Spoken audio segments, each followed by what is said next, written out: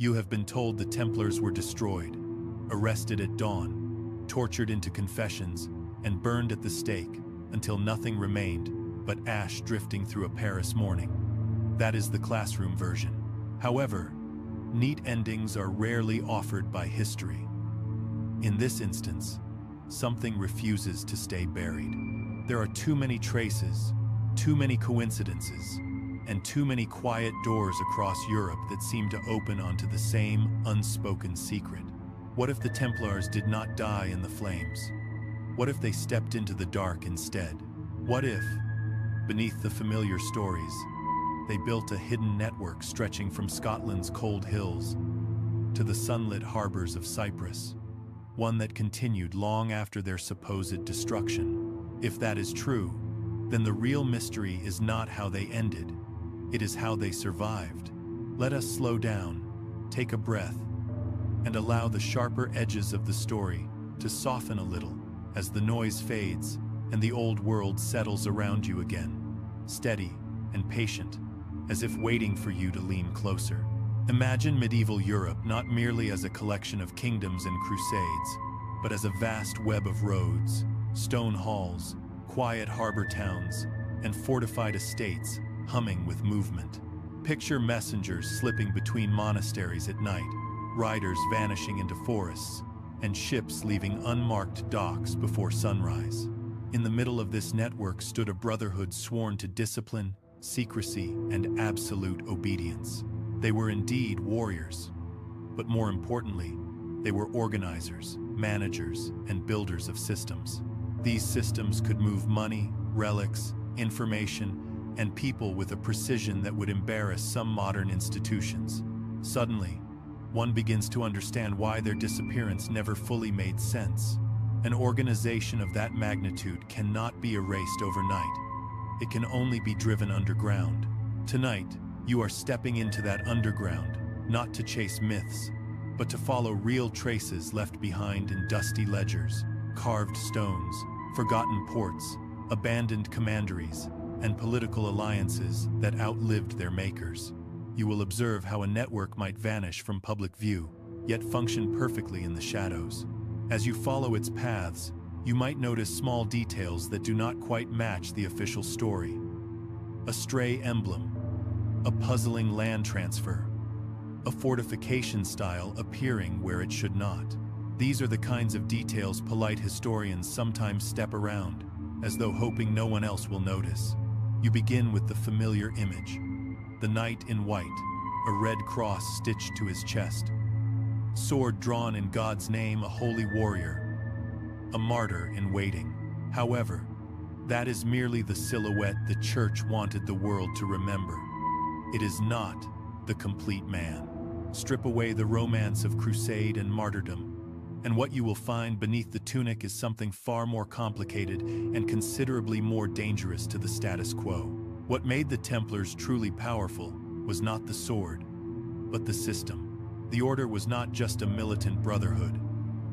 It was a highly disciplined logistical empire, built for survival, movement, and message control. And it operated with clockwork precision. In a world of fractured kingdoms and primitive roads, the Templars created corridors of reliability. They established staging posts across Europe and the Levant, built fortified warehouses to stockpile resources, and organized land holdings with ruthless efficiency. A knight could ride from London to Jerusalem and never once sleep outside Templar protection. Inns, chapels, granaries, and treasuries marked their invisible grid. It was not about conquest, it was about continuity. At their peak, the Templars managed thousands of estates, farms, mills, and vineyards across multiple countries. These properties were not merely sources of income. They were nodes in a vast web of movement. Surplus grain in Burgundy could feed soldiers in Acre. Wool from England might be traded in Provence, generating the silver used to buy loyalty in Cyprus. Every transaction was tracked, and every route optimized. Long before the modern bank or logistics chain, the Templars had already invented both. But here is where it becomes strange. After the fall of Acre in 1291, The military purpose of the order was largely obsolete. The Holy Land was lost, and crusading fervor was dying. Yet, the machine did not stop. Estates continued to operate, money continued to move, and couriers still carried sealed scrolls across borders. The infrastructure lived on, quietly and efficiently, long after its battlefield rationale had faded. Why? That is where the questions begin to sharpen. Some scholars argue that the Templars simply did not know how to stop, that institutions often outlive their purposes through inertia, but others, whispering from the margins of academia, suggest something else, that the infrastructure was not just a relic, but a fallback, that the systems built to support crusades were repurposed to preserve the order itself, that survival was not a fluke, but a plan. Perhaps the clearest sign lies in what came next.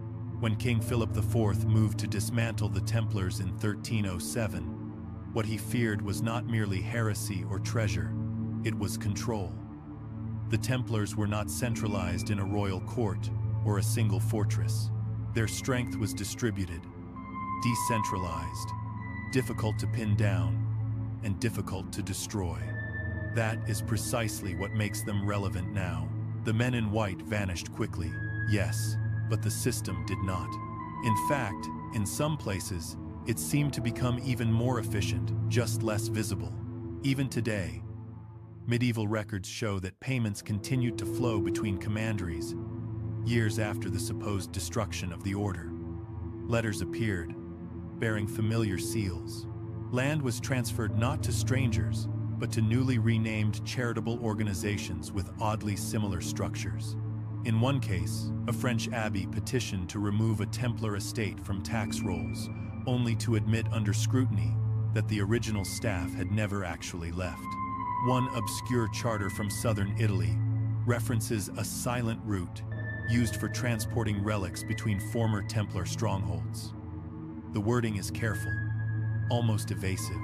It refers not to knights or priests, but to custodians. No swords, no crosses, just quiet stewards, continuing their work. There is no proof of a conspiracy, of course, but the language does not exactly scream disbandment. This is the first real crack in the official story. If the order was dismantled, why does the paperwork suggest otherwise? If the flame was snuffed out, how did the embers keep warming accounts across 3 continents? And perhaps most intriguing of all, who was still coordinating it? One theory suggests that a core group of Templar logistics officers, men trained not for battle, but for distribution, went into hiding before the arrests began. They anticipated the purge. Perhaps they saw the political winds turning. Either way, they may have used the very network they built for crusades to scatter themselves, their records, and their protocols across Europe before Philip's men ever arrived, not with drama, not with swords drawn, but with ledgers quietly closed, keys handed to trusted heirs, and maps burned. If that is true, it would explain how subsequent generations found themselves managing properties with no clear owner. It would explain the recurring references to former Templars acting as advisors, estate managers, and treasurers in noble households from Aragon to Bavaria. It might also explain the eerie way that Templar infrastructure seems to shift shape after the fall, retaining function while shedding identity. A chameleon bureaucracy that never quite died because it was never designed to. And maybe, just maybe, you have already walked through part of it. That crumbling abbey on the edge of town, that strange octagonal chapel in the woods, that stone bridge that never quite lines up with the modern road. What if these were not random ruins, but arteries of something old, repurposed, and sleeping beneath your feet? After all, when something is built to outlast war, outlast kings, and outlast even its own name, perhaps it was never meant to be seen, only to function. Walk across the French countryside or through the sunken hills of northern Italy, and you may pass a ruin that means nothing to you, just another worn patch of stone, its arches crumbling, its name lost in dialect. But if you look closely, the shape might feel wrong. The alignment of the walls might suggest a former chapel, but not a typical one. Too fortified to be peaceful, too isolated to be simply holy. These were the commanderies, the operational hearts of the Templar network. Neither castles nor monasteries, and yet somehow both. Their placement, it turns out, was anything but random. The term commandery does not appear in grand chronicles or battlefield tales. These sites were administrative, not romantic. They were where money was counted, grain measured, weapons stored, and messengers dispatched. They did not wear glory on their sleeves. Instead, they hummed with the quiet noise of an engine room. Each commandery formed part of a larger grid, a distributed operating system that connected distant Templar properties through standardized practices and internal reporting, centuries before the concept of a bureaucracy was formalized. A well-established fact is that by the early 1300s, the Templars had established hundreds of these commanderies across Europe, from England and France to Hungary and the Holy Land. Each functioned like a regional headquarters, complete with barns, workshops, forges, armories, and often underground vaults. The commanders who ran them were not generals, but accountants and stewards. They filed detailed inventories, logged every harvest and payment, and could redirect assets across borders with uncanny speed. Now, here is where the story wrinkles. When researchers in the 20th century began to overlay the known locations of Templar commanderies on a map, strange patterns emerged. Some clusters aligned with old Roman roads. Others followed pilgrimage routes like the Way of St. James, and a few appeared along ley lines, those speculative, mystical currents beloved by fringe historians and scoffed at by academics. But one detail refused to disappear. Certain commanderies seemed positioned at regular intervals, as if part of a calculated design, not just convenient geography. This has sparked a quiet debate. Was the layout purely pragmatic, built where land was available and politics allowed, or was it something more deliberate? One French historian, dismissed in his time, suggested that the commanderies were spaced based on the average distance a mounted courier could ride in a day, allowing for a steady flow of encrypted messages and controlled handovers. He was laughed out of academic circles. Yet decades later, when medieval routes were cross-referenced with travel times and confirmed way stations, his estimates proved uncomfortably precise. That may be coincidence, or it may hint at an early form of relay communication, an analog information pipeline with logistical depth. And if that is true, it explains why the Templars could move data, treasure, or people across a continent faster than most kings could organize a feast. Some preserved parchments describe the movement of valuable goods using vague language. Sent to the brother at the next house, or delivered at the stage beyond the Black Ridge. No names, no towns, just internal code meaningless to outsiders. But some researchers believe these were references to an internal map now lost, a document that assigned discrete identifiers to each commandery. A map, not of countries, but of capacity. One of the more obscure finds comes from a crumbling archive in southern France, a series of linen-backed scrolls with what appears to be a symbolic travel chart. It includes no borders, no names of cities, just circles and lines, each marked with sigils and numbers. Some scholars believe it may have been a commander chart, an internal Templar schematic tracking not land but flow, the flow of goods, grains, silver, people. It was never meant to be read by outsiders. What strengthens this theory is how consistent the design of these commanderies was. From Aragon to Bohemia, the layout followed a strange but persistent pattern. Main house, chapel, outer wall, workshop, round tower, not always identical, but eerily familiar. Even the ratios of space, how much land was given to housing versus stables versus food production, followed a recognizable rhythm, almost like a template. When the order fell, these buildings did not burn. Some were handed to rival orders, some were sold off, but many simply remained, repurposed, emptied of symbols, but left standing, as if waiting for someone to return. There is a lingering question that has haunted Templar researchers for decades. If you connected the dots between all known commanderies, what shape would emerge? A network, a lattice, or something more symbolic? Some believe a geometric shape forms when you include the outliers. Triangles, even a pentagram linking commanderies in France, Portugal, and the Holy Land. That might be overreach, but the fact that the question keeps surfacing says something about the unease this topic inspires. In one amusing and strangely compelling theory, a researcher pointed out that the spacing of certain commanderies matches the rhythm of Gregorian chant intervals. It is almost certainly a coincidence. Almost. But serious scholars are focused elsewhere. On property transfer documents, on letters, on the sheer persistence of this infrastructure after the order's suppression. Because while the knights were being arrested, these sites, these command centers, were not seized with the same fervor. Some were quietly rebranded, some were leased. In certain regions, they remained untouched for decades, as if local authorities were hesitant to disturb something they did not fully understand. Even today, some of these buildings are marked as former ecclesiastical properties, with no clear documentation of when or why they changed hands. In parts of Germany and northern France, locals still call certain barns or chapels the temple, centuries after the last knight rode through. So, if you are walking a forgotten trail or standing before a ruined outbuilding near a vineyard and something about its shape unsettles you, listen to that feeling. You may be looking at a puzzle piece, part of a pattern that spans a continent.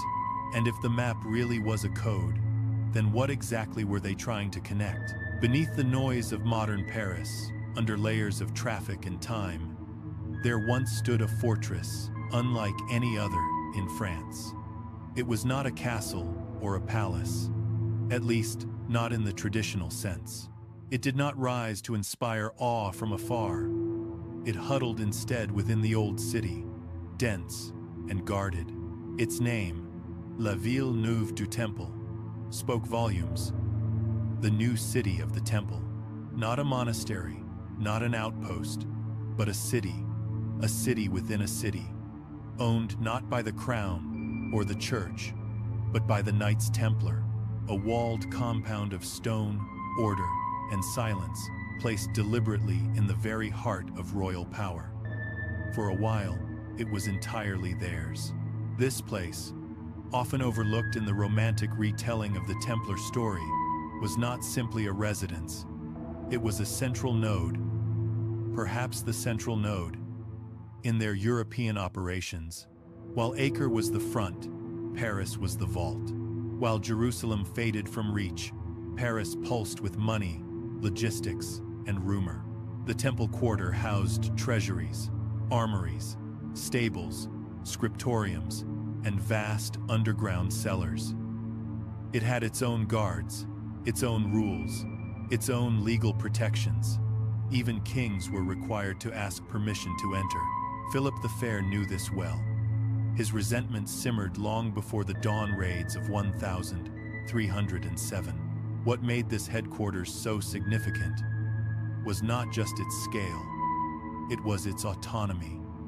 Within this fortified compound, the Templars ran a de facto state. They processed loans, stored noble treasures, and kept records with obsessive precision. The archives here were legendary.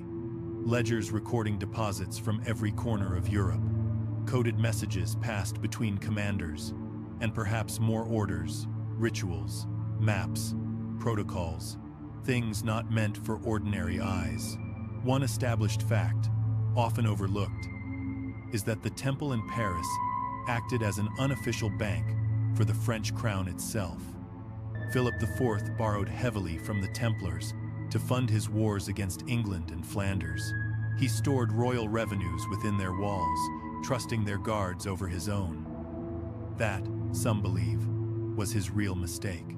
Because when you entrust your enemy with your treasury, you hand him the blueprint of your weakness. Then comes the twist. When Philip launched his purge, he did not strike the temple quarter first. His arrest orders targeted individuals, not the compound. It was only after the knights were taken that he dared move on the treasure house. But by then, much of what he expected to find was gone. The official inventory of seized goods from the Paris temple is puzzlingly sparse.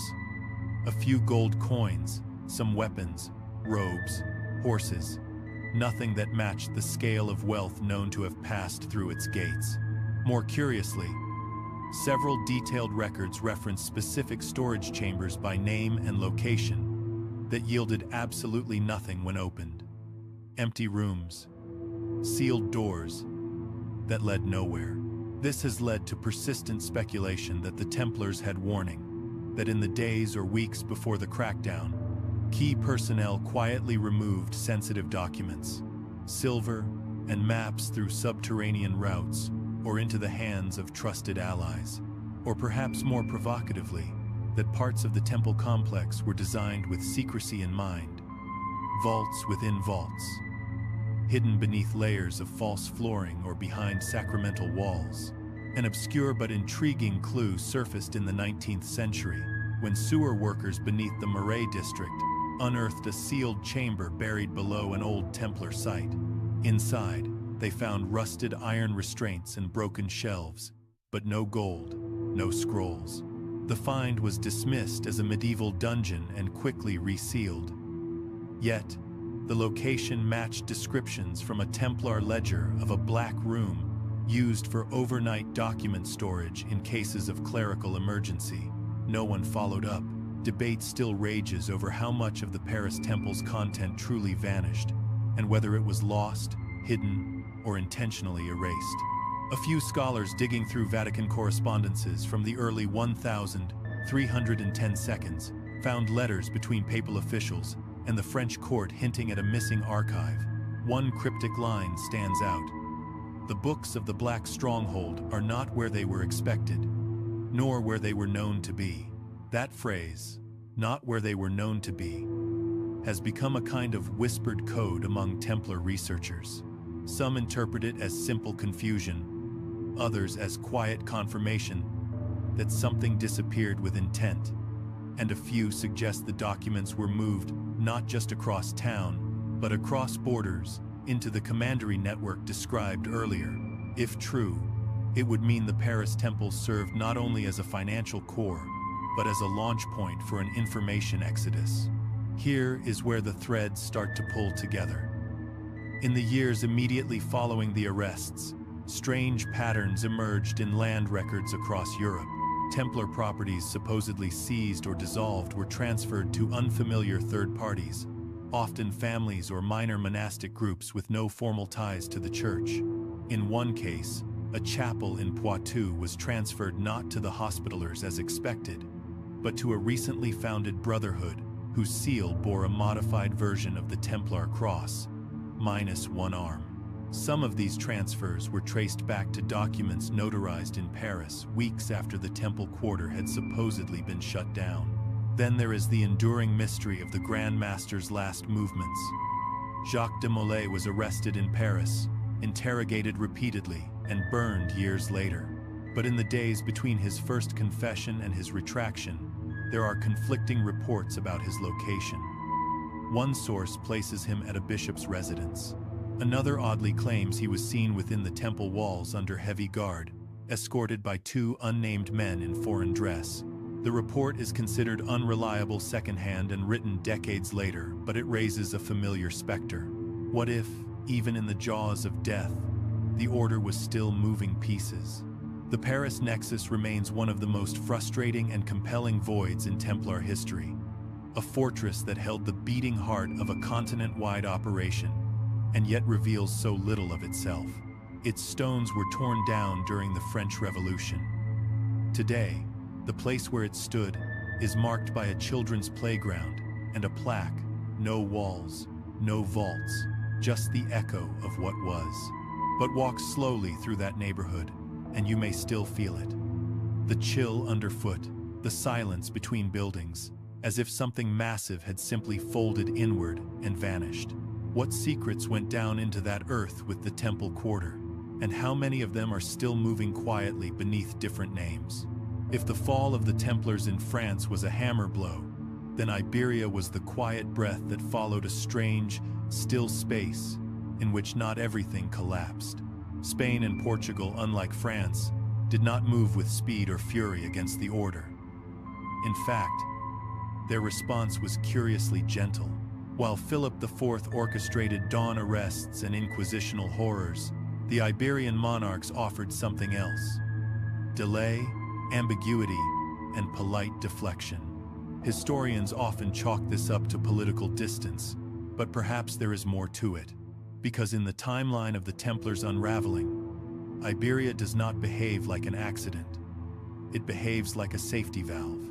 Portugal is where the pattern shifts most noticeably. When the papal suppression order arrived, King Dinis did not rush to destroy the order. Instead, he paused. He studied. Then, almost too neatly, he proposed a solution, a new order created from scratch, called the Order of Christ. Its mission would be holy, its knights noble, its assets considerable, and conveniently, it would inherit many of the Templars' former lands, castles, and men. The Vatican, perhaps weary of further confrontation, approved. At first glance, it appears to be a clean, bureaucratic reshuffling, a clerical workaround, but the details suggest otherwise. Many of the Order of Christ's first members had served under the Templars. Some wore the same habits. Some carried the same weapons, bore the same scars. One even kept the same horse. That may sound poetic, but in Portugal's dusty archives, these patterns are plainly visible. A continuity of personnel, protocol, and purpose, lightly brushed with a new name. It was not a resurrection. It was a disguise. Here is where the strange flows begin. Iberia became a bottleneck through which Templar knowledge, relics, and systems may have quietly passed. A pipeline, safe passage for infrastructure, if not identity. Some reports suggest that even before the arrests, Templar ships docked in Lisbon and Porto under cover of night, cargo taken inland under heavy guard. No manifest, no questions. One obscure account describes a fortified monastery deep in the Portuguese hills, suddenly receiving visitors from Provence. In late 1307, men on horseback, their clothing unmarked but oddly uniform. They stayed for days. When they left, the carts they brought were heavier than when they had arrived. It could be coincidence, or it could be the reallocation of something precious. Spain's response, though slower and less clean-cut than Portugal's, followed a similar rhythm. In Aragon and Castile, former Templar lands were gradually absorbed, not destroyed. Local lords, many of them long-standing allies of the order, stepped in as caretakers. Trials were held, yes, but most concluded with acquittals. The flames that consumed Templars in France flickered, but never roared across Iberia. Why the leniency? Perhaps the Spanish monarchs understood the order's value. At the time, the Reconquista was still unfolding, and military skill was a precious currency. But another possibility whispers behind the parchment, that the Templars in Iberia had cultivated deeper ties, had paid into political favors more effectively, or had offered something the kings could not afford to lose. Some of that something may have been technological. The Templars were not merely warriors, they were engineers, architects, and logisticians. In Portugal, churches and fortresses with Templar origins often feature structural innovations ahead of their time. Spiral staircases, optimized for defense. Drainage systems still functioning today. Watchtowers, placed with eerie geographic precision. These buildings were not improvised, they were calculated. In Tomar, the spiritual center of the Order of Christ, the chapel known as the Charola still holds secrets. It is octagonal, matching Templar tradition, and it contains, carved in the stone cornices, symbols never fully explained. Stars within circles, faces without names, vines twisting into labyrinths. Some interpret them as metaphors for Christ.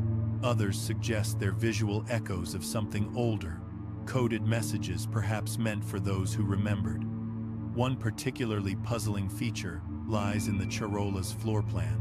When viewed from above, the geometry of the structure forms a rotated cross with a central axis aligned to the setting sun of the summer solstice.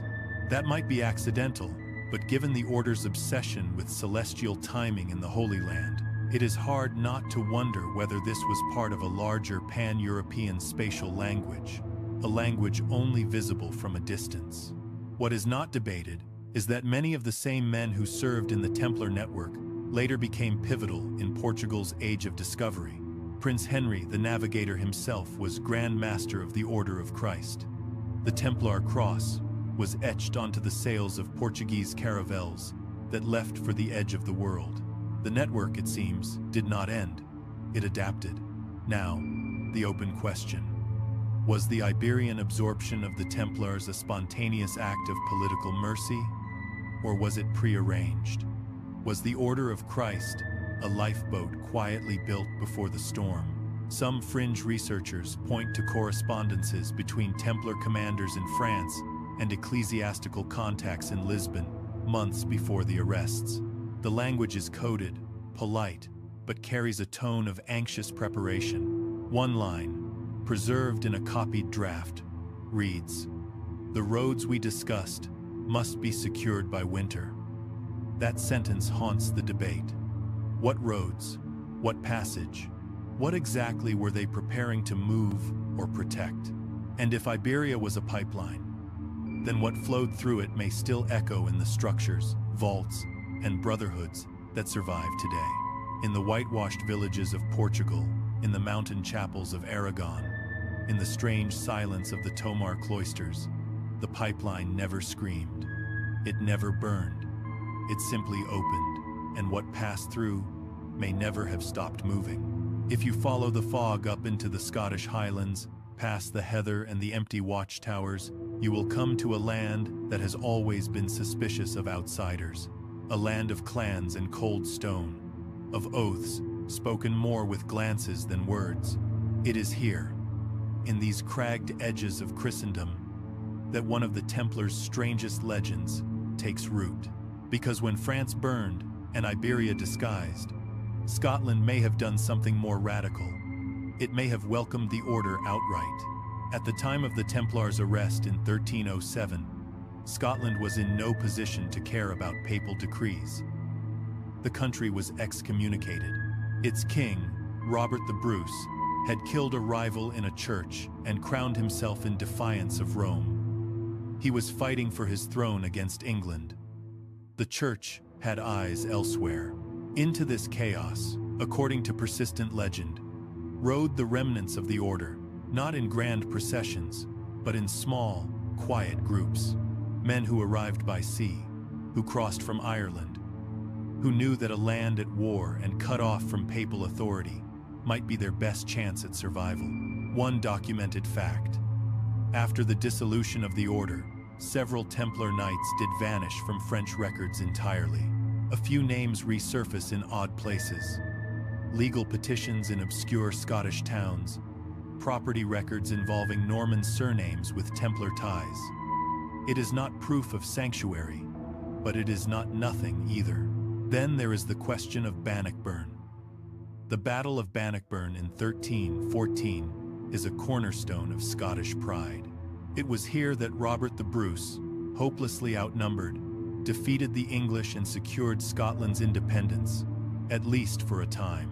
But buried in some of the more mystical retellings of that day is a strange story: that a group of armored horsemen, unknown to the Scots, appeared on the field late in the battle and charged the English flank.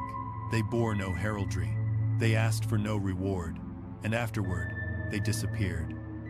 This tale is not part of mainstream history, but it refuses to vanish. Some accounts describe the riders as monks in white cloaks. Others more cautiously call them foreign knights. No names, no origin, just a rumor recycled through centuries. It is likely myth, but myth has a habit of forming around truth. What we do have is Rosslyn Chapel. Though built more than a century after the fall of the Templars, Rosslyn is often drawn into their story. Its architectural style is baffling, neither fully Gothic nor Romanesque, rich in Masonic and biblical carvings, with entire sections dedicated to allegory and geometry. Beneath the chapel lie vaults, sealed and unmapped, rumored to contain everything from scrolls to relics to, more fancifully, a copy of the Ark of the Covenant. No excavation has ever confirmed these tales, but then again, no full excavation has been allowed. Rosslyn sits atop a former Templar estate, and its patron family, the Sinclairs, held long-standing connections to the Crusades. Some genealogies even suggest that Henry Sinclair sailed to the New World before Columbus. That too may be fanciful. But in the dust of these legends, something ancient clings. Documents from Scottish monasteries refer vaguely to Knights of the Old Rule, operating in the north decades after the order was officially destroyed. One mentions a keep maintained by the Sons of the Temple, though no location is given. Then there is the odd report of a 14th century well found in the Highlands, bearing an inscription in Latin: "For the brothers who do not wear the cross but remember." No one knows if it is real. No one knows where it is. What scholars continue to debate is not whether Scotland offered sanctuary to individuals. That part is plausible. But whether a cell of the Templar system itself was preserved here, a node of the network that did not just hide, but adapted, recruited, trained, and waited. Some suggest that Scotland's geographic isolation allowed for experimentation, that rites and rituals, stripped from continental interference, evolved in new directions, and that later brotherhoods, including those foundational to Freemasonry, borrowed liberally from what remained here. The symbolism of compasses, of veiled knowledge, of sacred geometry. It all echoes the architecture and emblems found in places like Rosslyn and Kilwinning Abbey. One curious detail links this idea back to Iberia. In Tomar, within the Chirola Rotunda, there is a carving of a boat entering a narrow channel beneath a star. A nearly identical image, inverted, appears in Rosslyn, this time carved on a keystone facing downward. The same boat, the same star, one pointing north, the other south. Could this be a coincidence? Perhaps. Or it could be a code, an old message passed along by stonemasons who were also record keepers. If Scotland held a refuge, it would not have been a mirror of the original order. It would have been something leaner, more cautious, and far more secretive. A laboratory for reinvention. One with no public rituals, no grand churches, no open alliances, just scattered stone, folded maps, and quiet oaths spoken in long-forgotten dialects. It is telling that even now, Scottish folklore does not villainize the Templars. In some places they are honored. In others they are invisible. But they are not feared. Perhaps because the land remembers them not as conquerors or heretics, but as men who passed through and stayed behind. And if you stand among the ruins of a circular tower in the mist, you may feel this sense that someone once used this place not to hide, but to preserve, not to wait for a return, but to ensure something else endured.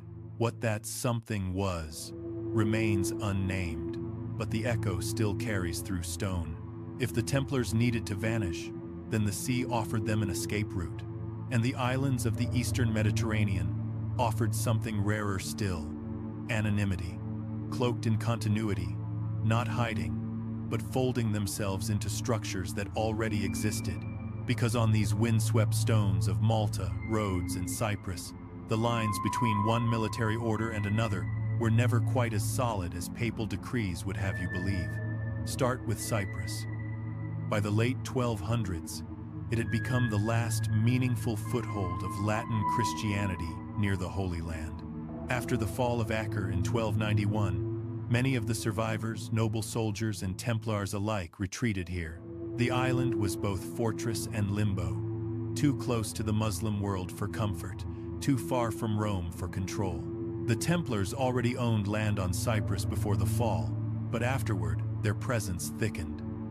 They controlled fortresses, port towns, and vineyards. Then, curiously, they relinquished most of it. Officially, this was due to poor relations with the Lusignan kings. Unofficially, something else may have been brewing. One established fact is that even after surrendering direct control, Templar personnel remained in Cyprus as advisors, chaplains, and logisticians. These titles softened their identity, but their function continued. Some of their fortresses were handed over to the Hospitallers, but many of the stewards who maintained those properties did not change. The seals changed, the uniforms changed, the staff remained. That is a pattern we have seen before. Then there is Rhodes. In 1309, just 2 years after the French Purge began, the Knights Hospitaller seized control of Rhodes. It became their new headquarters, a military base turned quasi-kingdom. But the timing is curious. The transfer was rapid, smooth, and met little resistance. Some scholars believe the transition was aided by former Templar assets, possibly even former Templars themselves, men too valuable to discard, absorbed into a parallel system. That leads to a debate still ongoing in certain corners of academia. Were the Hospitallers merely the successors to the Templars? Or were they in part their inheritors? Did the island of Rhodes become a kind of continuity zone, where personnel, practices, and perhaps even archives passed quietly from one brotherhood to the next? In several Hospitaller documents from the early 14th century, there are references to protocols of the older rule, never defined, but referenced when discussing supply routes, chapel construction, and disciplinary codes. That phrase, older rule, has become a touchpoint for those who believe the Templar presence never truly ended, but simply changed uniform. Some point out that the fortress architecture on Rhodes bears stylistic marks more typical of Templar strongholds than Hospitaller ones. Spiral staircases, positioned for right-handed defenders, chapel placements aligned to obscure feast days associated with the Templars, and storage vaults whose locks match key patterns found in Templar sites in southern France. These are perhaps architectural coincidences, or they are fingerprints. Now, we arrive at Malta. Though the Templars never ruled here, Malta became the crowning jewel of the Hospitallers in the 16th century. But already by the 1322, a strange migration of personnel is noted in regional records. Masons, scribes, and military engineers arriving from Rhodes and Cyprus with no clear patronage. Some bore tattoos or marks associated with the Templars. One chronicler writing from Sicily describes warrior monks passing through Palermo, en route to Malta, speaking little, carrying books wrapped in oilcloth. They claimed to be Hospitallers, but the local bishop noted that none of them used the standard Hospitaller seal. The church accepted them regardless. It is in these slippages that the Templar network may have persisted, not in confrontation, but in absorption. Not through rebellion, but through quiet insertion into structures that allowed them to function, if not as a recognized order, then as a ghost system pulsing beneath the surface of more visible institutions. One obscure interpretation holds that certain Hospitaller outposts on Rhodes and Malta functioned as information repositories, storehouses, not of gold, but of knowledge, maps, genealogies, treatises on navigation and architecture.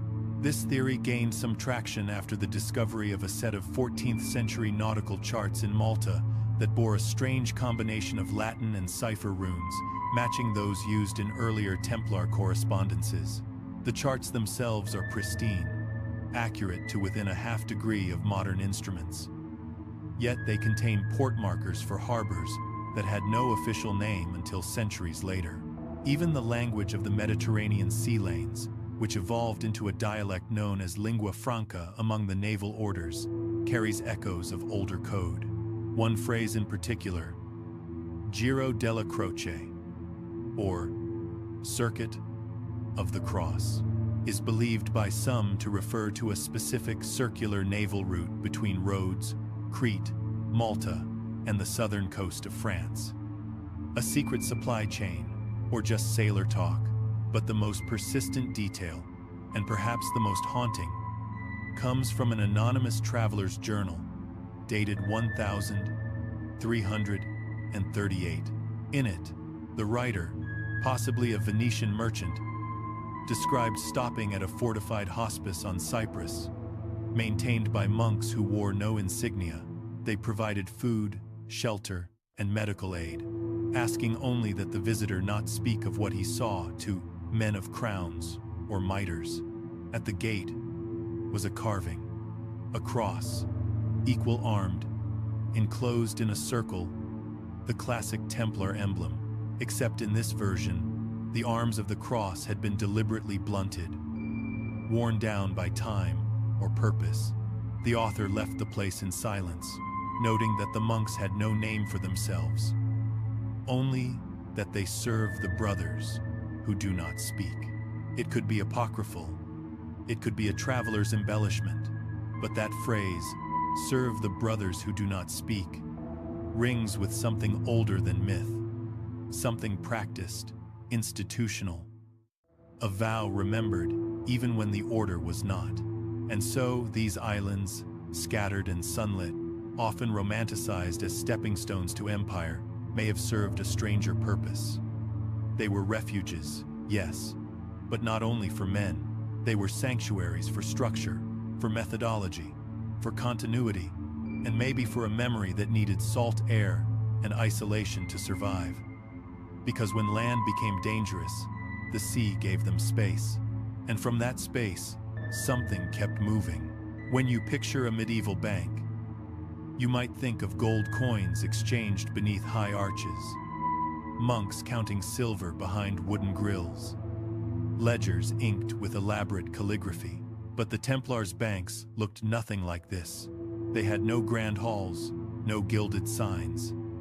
Their banking system was cloaked in prayer robes and run on discipline, not advertisement. And yet, for nearly 2 centuries, the Templar financial network outperformed kings, managed international debt, and may have quietly laid the foundation for modern wire transfers. It was discreet, it was fast, and it did not die with the order. The Templars began as warriors, yes, but warriors need supply lines. Food, weapons, horses, wages, ransoms. Very quickly, the order realized that muscle alone could not hold Jerusalem. They needed infrastructure. They needed cash flow. And so, long before the term bank entered the vernacular, here is what we know.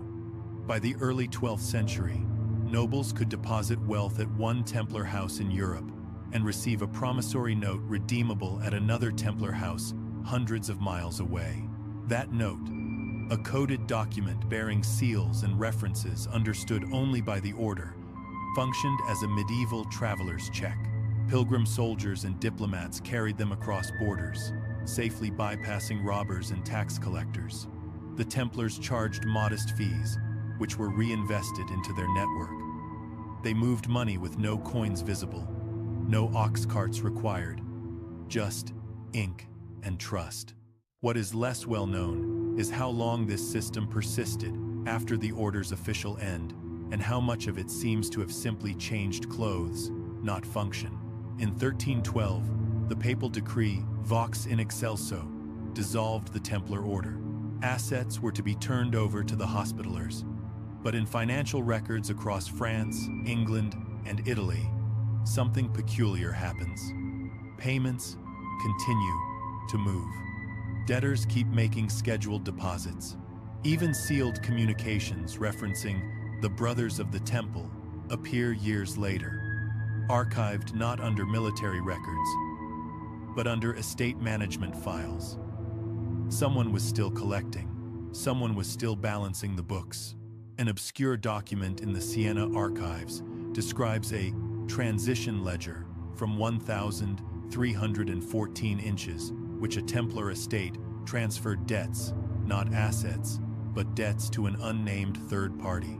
The transaction was marked with a seal identical to the ones used by Templar treasurers, except one detail had been scratched out. The scribe who copied the document left a note in the margin. Symbol blurred, but function retained. It is an eerie phrase, but it may capture exactly what was happening. The infrastructure remained. The men who ran the books remained. The clients, nobles, abbots, even kings, continued to make use of the service. All of it began to pass through quiet channels, no longer officially sanctioned, but functionally intact. In essence, the Templars became Europe's first shadow bank, an unacknowledged, distributed financial organism with no head but many hands. Here is the part that brings us back to previous trails. In Portugal, as we have seen, the Order of Christ assumed much of the Templars' properties. What we did not mention is that it also absorbed many of their financial officers, men known for discretion and clean ledgers. Similarly, in parts of Aragon, post-dissolution estate records refer to the keepers of the Eastern account, a term never explained, but used interchangeably with former Templar titles. A pattern emerges.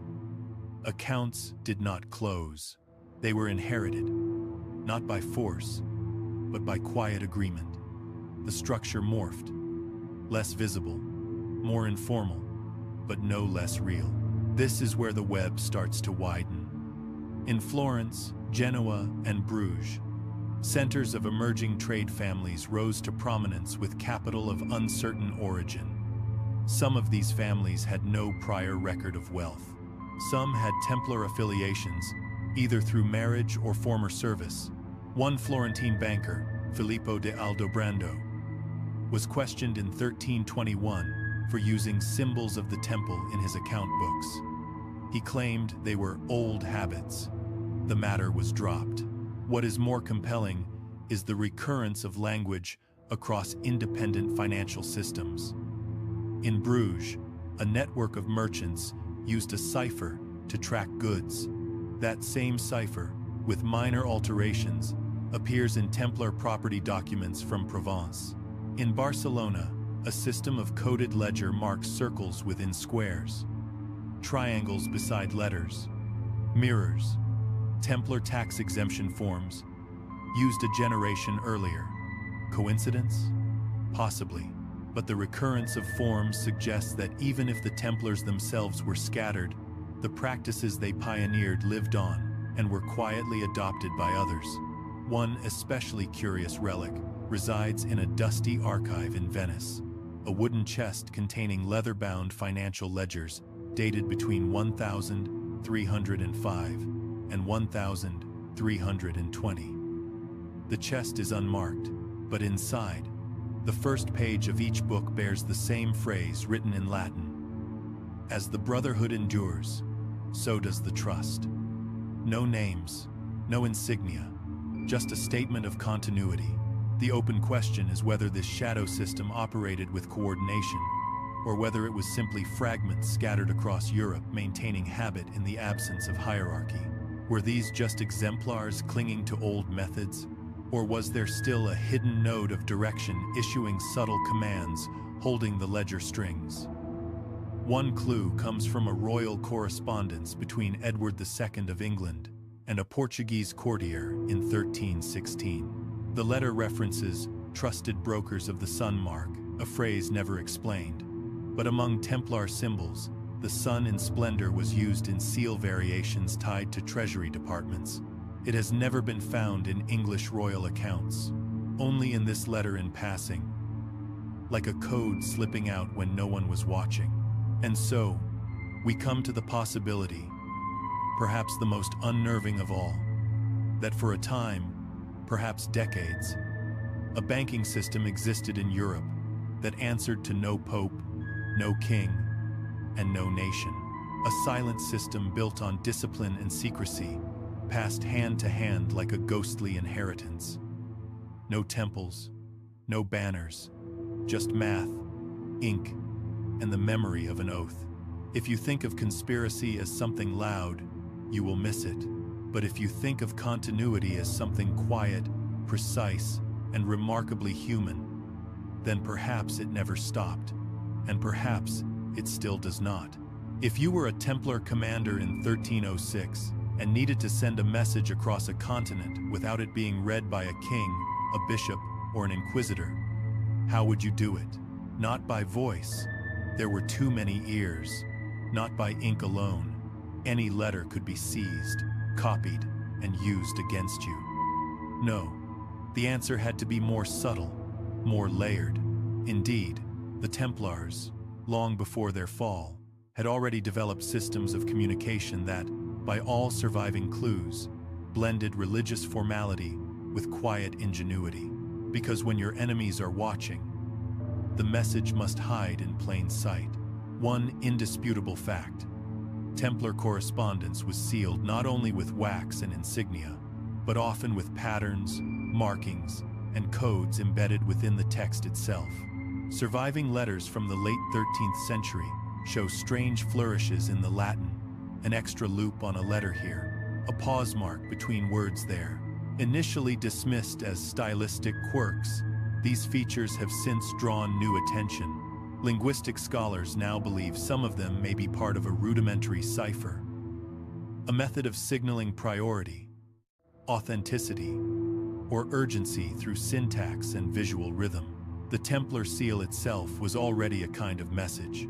The image of two knights sharing one horse, both humble and haunting, was more than religious symbolism. Some have argued it denoted duality, or perhaps an inner circle embedded within the order.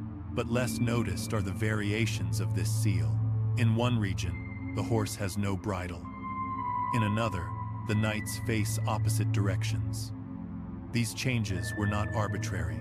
In a system where most people were illiterate, these tiny differences might have communicated recipient status, security level, or region-specific codes.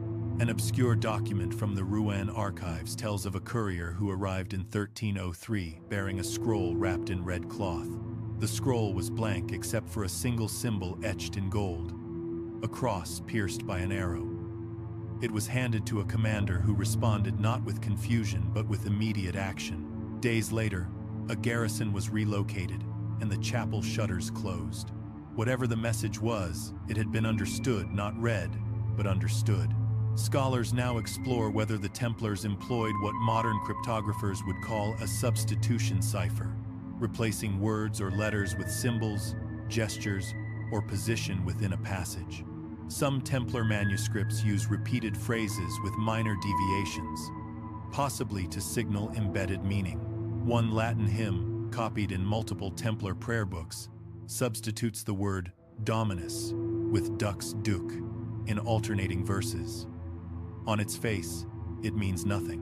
But when charted sequentially, it produces a pattern of letters that match the initials of known Templar commanderies in Aquitaine.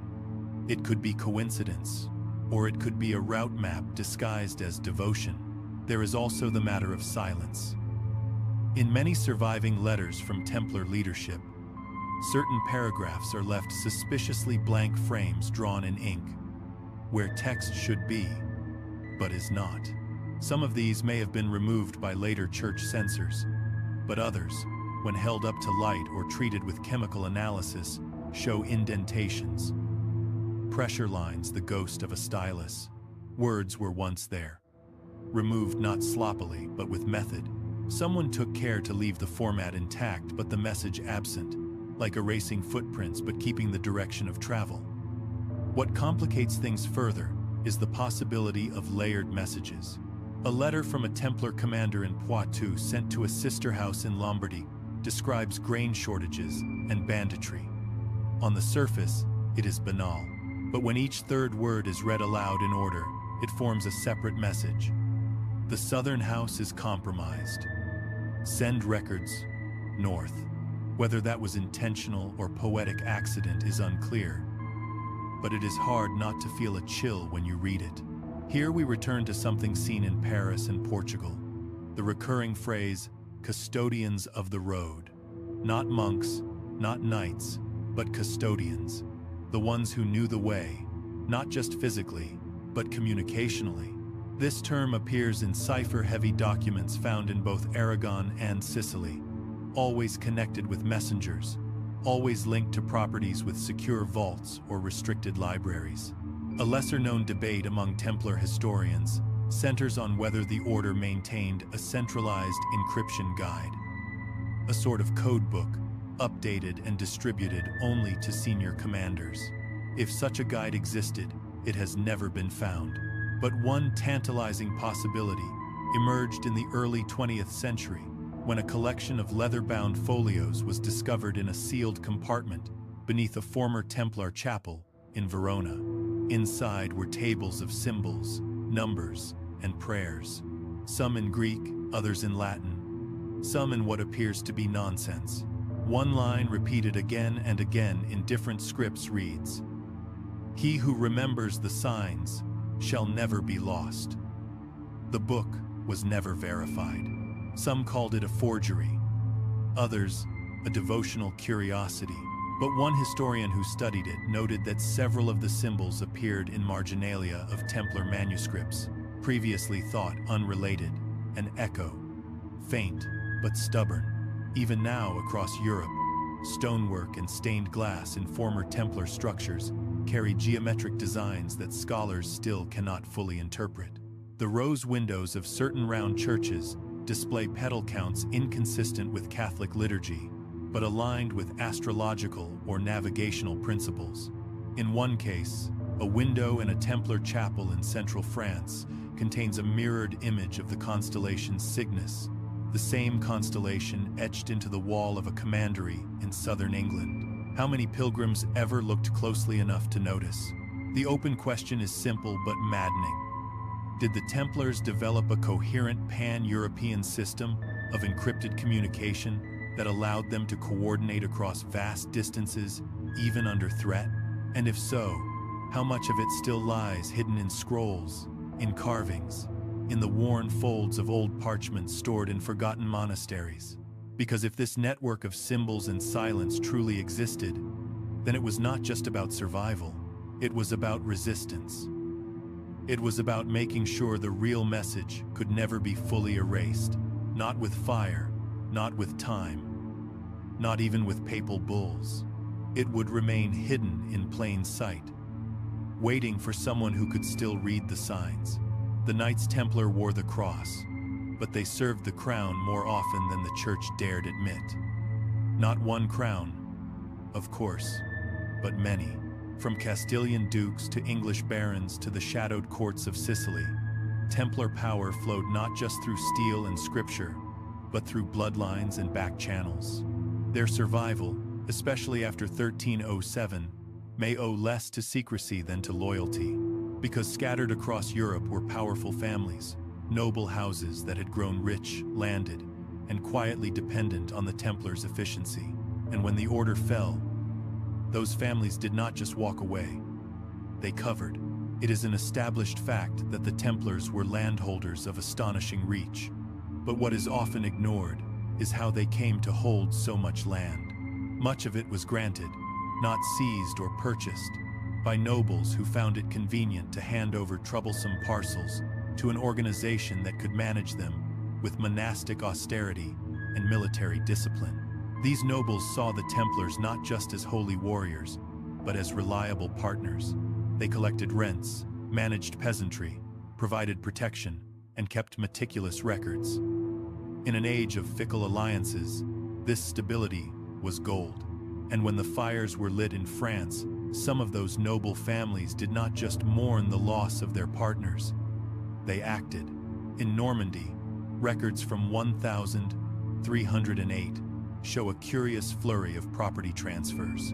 Dozens of former Templar lands were signed over not to the crown or the church, but to minor lords with no previous holdings in the region. A few of these names, like de Roy or Sinclair, reappear in later hospitaller documents as landowners, suggesting they played the part of middlemen, shielding assets, buying time, or perhaps simply hiding ownership behind layers of trust. In England, King Edward II initially refused to arrest the Templars, citing lack of evidence and good service rendered. Only after papal pressure did he issue orders, and even then his actions were sluggish. Several English barons openly ignored the edict, claiming the order had always behaved honorably. One particularly bold letter from a Yorkshire lord states, "The brothers have ever been guardians, not thieves. Let France burn its saints. England shall bury hers in peace." That burial, perhaps, was more literal than poetic. One obscure case from the Welsh borderlands involves a small priory known as Llangollen. Records suggest it had been abandoned. Yet 5 years after the Templar suppression, a sheriff reported signs of recent occupation, and books in the Latin hand, bound and protected. No charges were filed. The sheriff, notably, was married to a cousin of the Earl of Pembroke, a known patron of Templar logistics. Then there are the Sinclairs in Scotland, and Rosslyn Chapel. Their archives include reference to the entrusted brethren, a phrase used in receipts, and farm logs between 1,310 and 1,330. These entries never mention Templars directly, but consistently refer to payments owed to the custodians of the seal. Again, not soldiers, but custodians. And the seal, not royal, not papal, but something else. The pattern continues across Aragon, where noble families such as the Urgel and Moncada, longtime Templar allies, facilitated the redirection of Templar personnel into new roles. Some became stewards, others advisors. Some simply disappeared into castles whose walls were too thick and remote for papal inspectors. In one case, a former Templar quartermaster reappears as a chamberlain to a Catalan countess. He dies decades later with land title and 5 sons, none of whom are listed in church baptismal records. This is where the narrative gets uncomfortable for traditional historians. Because if so many former Templars were absorbed by noble houses, and if those houses maintained aspects of the old system, then the end of the order becomes increasingly blurry. What is more, it becomes impossible to trace. Private correspondence is not archived like church bulls. Family lore is not bound by Vatican approval. These alliances, stitched quietly in the margins, may have ensured the Templars' system survived not by resistance, but by invitation. And the question that rises unblinking is this: how much of the Templars' legacy was preserved not in secret caves or buried scrolls, but in drawing rooms, in ledgers kept by baronial accountants, in stone towers never listed on any church map? One of the more peculiar pieces of evidence comes from the Loire Valley, a set of iron-bound chests discovered beneath a noble estate during renovations in the 1800s. Inside were coins, yes, but also written inventories marked with Templar symbols. The family claimed they were relics from a distant cousin who had gone on crusade. The papers were quietly donated to a local library, where they now sit largely untranslated. They show payment flows between estates, routes, and amounts. None of it dramatic, all of it functional. The enduring mystery is not why these families protected the Templars. It is why they never boasted about it. The simplest answer is fear. Even generations later, association with a condemned order risked inquisitorial attention. But another possibility is more intriguing, that the nobles were not protecting individuals, but an idea, a network, a set of practices too efficient, too valuable to discard, and too subtle to name. There are still castles today whose archives remain sealed. Some by family tradition, others by silence. And perhaps in those rooms lie books that speak in the old code. Contracts signed not with names, but with marks. The continuation of a bond unspoken, but binding, because the cross might burn. They came for the knights at dawn, but no one ever came for the ships. That is the silent heartbeat under the Templar myth. When the mass arrests began on Friday, October 13th, 1307, French forces moved quickly. Coordinated raids across the country, document seizures, confessions by torture. It was a near total takedown, too efficient to be spontaneous. But in La Rochelle, on the Atlantic coast, one crucial element vanished without a trace: the fleet. At the time, La Rochelle was a major Templar port. It handled the movement of goods, pilgrims, horses, and occasionally relics. The harbor was lined with warehouses, and the docks were considered secure, off-limits to most, but trusted agents of the order. Contemporary records confirm that a number of Templar ships were docked there in the weeks leading up to the purge. Yet, when royal forces arrived, the docks were empty. No Templar vessels, no loading crews, just unanswered questions. One established fact: port records from La Rochelle in late September and early October 1307 go abruptly silent. Routine logs that had been maintained for years simply stop. The next entry comes weeks later and notes unusual quiet and the absence of regular tonnage. The same week, townspeople report seeing vessels slipping out at dawn under full sail, unflagged. The weather was poor. The departure, unannounced. So where did they go? Theories abound. Some suggest the fleet was split and scattered, some to Scotland, others to Portugal, and still others as far as the Baltic. A few fringe voices even whisper of Templars crossing the Atlantic long before Columbus. But the more grounded theory is this: the escape was not impulsive. It was premeditated. Hints of this show up in earlier correspondence. A now famous letter from a Templar preceptor in Poitou, dated weeks before the arrests, warns of shadows moving too close to the fire and urges readiness for immediate withdrawal by sea. The language is vague, but urgent. Another document found in a Benedictine archive refers to provisions set aside in the coastal houses for the final passage. It is unclear what this refers to, but it implies a plan, not panic. There is also the question of what was aboard those ships. It is unlikely they carried many knights. Most Templar leaders were captured inland, unaware of the full scope of the coming purge. But the fleet would have had room for cargo, for couriers, for chests of gold, and ink-stained scrolls. If any archival core of the order was meant to survive, it likely left through La Rochelle. Evidence of where they might have gone next surfaces in fragments. In Scotland, tales of cloaked riders arriving from the sea with heavy carts persist in coastal villages, especially in Galloway and the Orkneys.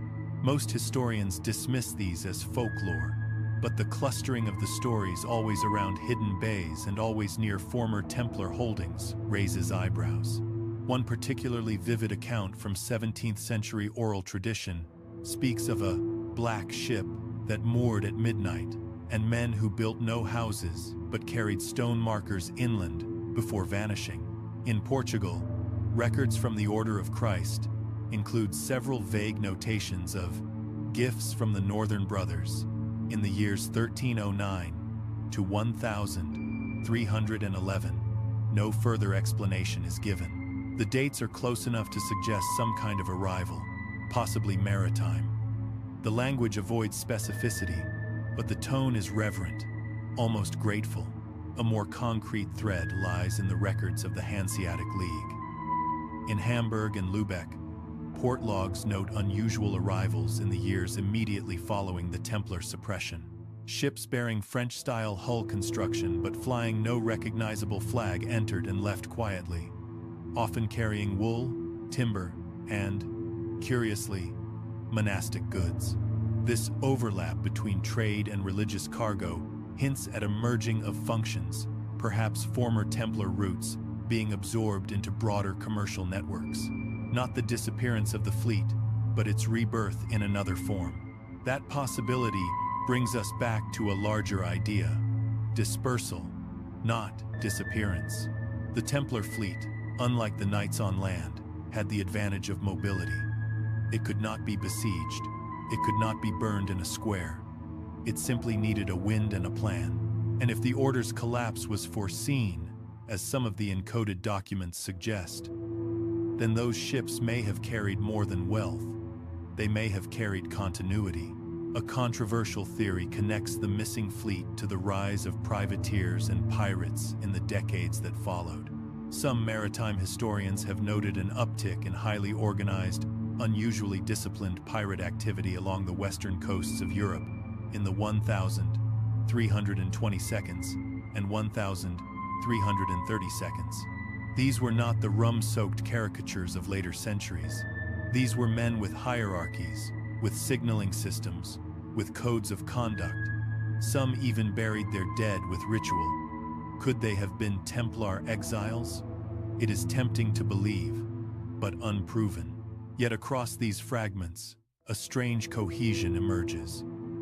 Ports that received unknown ships, towns that gained strange protectors, monastic orders that suddenly flourished, flush with land and influence all around the edges of the vanished fleet.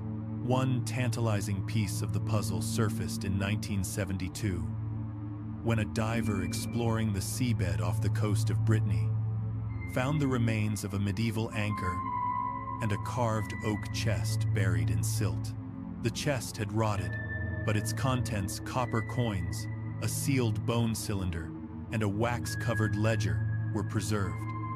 The ledger, now disintegrated, was photographed before decay. Its script has never been fully translated, but the final line, legible in Latin, reads, "Still bound, still moving, still unseen." So perhaps the Templar fleet did not disappear. Perhaps it fractured, became tendrils, arteries, threads in the vast, shifting tapestry of medieval Europe. Not a retreat, but a redirection. Because when the land was lost, the sea became the memory. And in its deep currents, the order may have found something rarer than glory. It may have found survival. Imagine a land locked in by mountains, ruled not by kings or popes, but by councils of free men and mercenaries. Now imagine this land rising to power in the very century the Templars were supposedly erased, neutral, isolated, independent, and for some reason, untouched. Switzerland today, famous for its neutrality and vaults of gold, was in the early 14th century a curious anomaly, because while Europe was burning Templars and redistributing their assets, something strange was stirring in the Alpine valleys. A federation of cantons that defied empires, collected taxes with startling precision, and just possibly gave the Templars their first real post-collapse sanctuary. At first glance, it sounds like a modern myth, but consider the timing. In 1291, the same year the Templars lost Acre and the Crusades effectively collapsed, the foundational pact of what would become the Swiss Confederacy was signed. 3 rural cantons banded together for mutual defense, rejecting Habsburg encroachment and papal interference. Their alliance was not built on noble bloodlines, but on shared interest, military strength, and a relentless appetite for autonomy. They were, in spirit, what the Templars had once been, just without the red crosses. Fast forward to 1315, the Swiss peasant militias defeat the Habsburgs at the Battle of Morgarten, using unorthodox tactics and extraordinary coordination. The shock echoes through the Holy Roman Empire.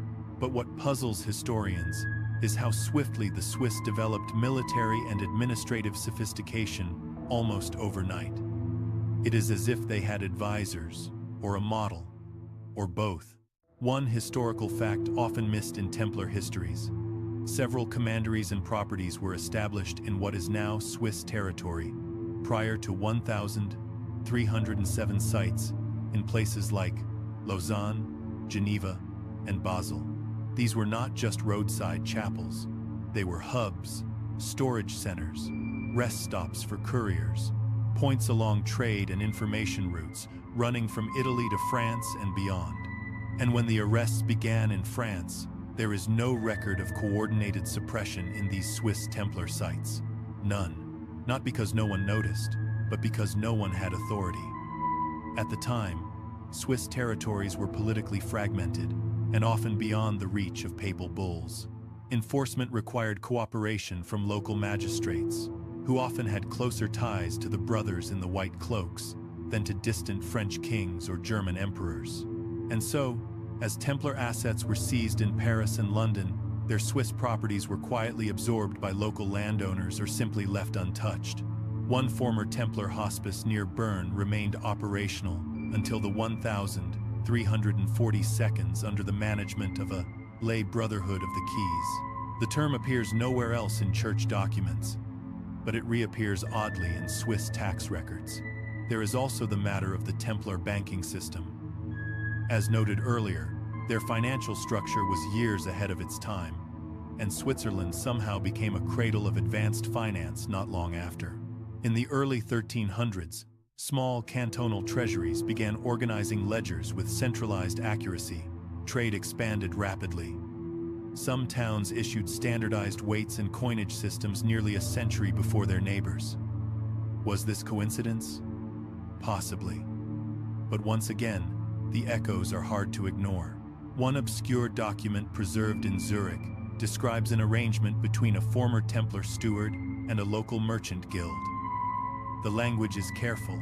It references protective custody of scrolls and non-ecclesiastical ledgers. The steward's name is not given, only a symbol, a sun rising over a stepped cross. This same symbol, in stylized form, was found etched into a stone archway in a former Templar chapel outside Lausanne. Then there is the curious matter of Andermatt. High in the mountains, Andermatt was a way station on the Gotthard Pass, one of the most important trade routes through the Alps. Local legend claims that a group of foreign monks arrived around 1310 and helped fortify the town's paths and bridges. They wore no insignia, but were skilled in stonework, logistics, and record-keeping. When asked their origin, they simply answered, "We are the quiet ones." It sounds like folklore, but a 14th century monastery register lists an unusually large grant of funds for northern repairs and chapel alignment, signed by Brother O. No full name, no seal, just a simple notation.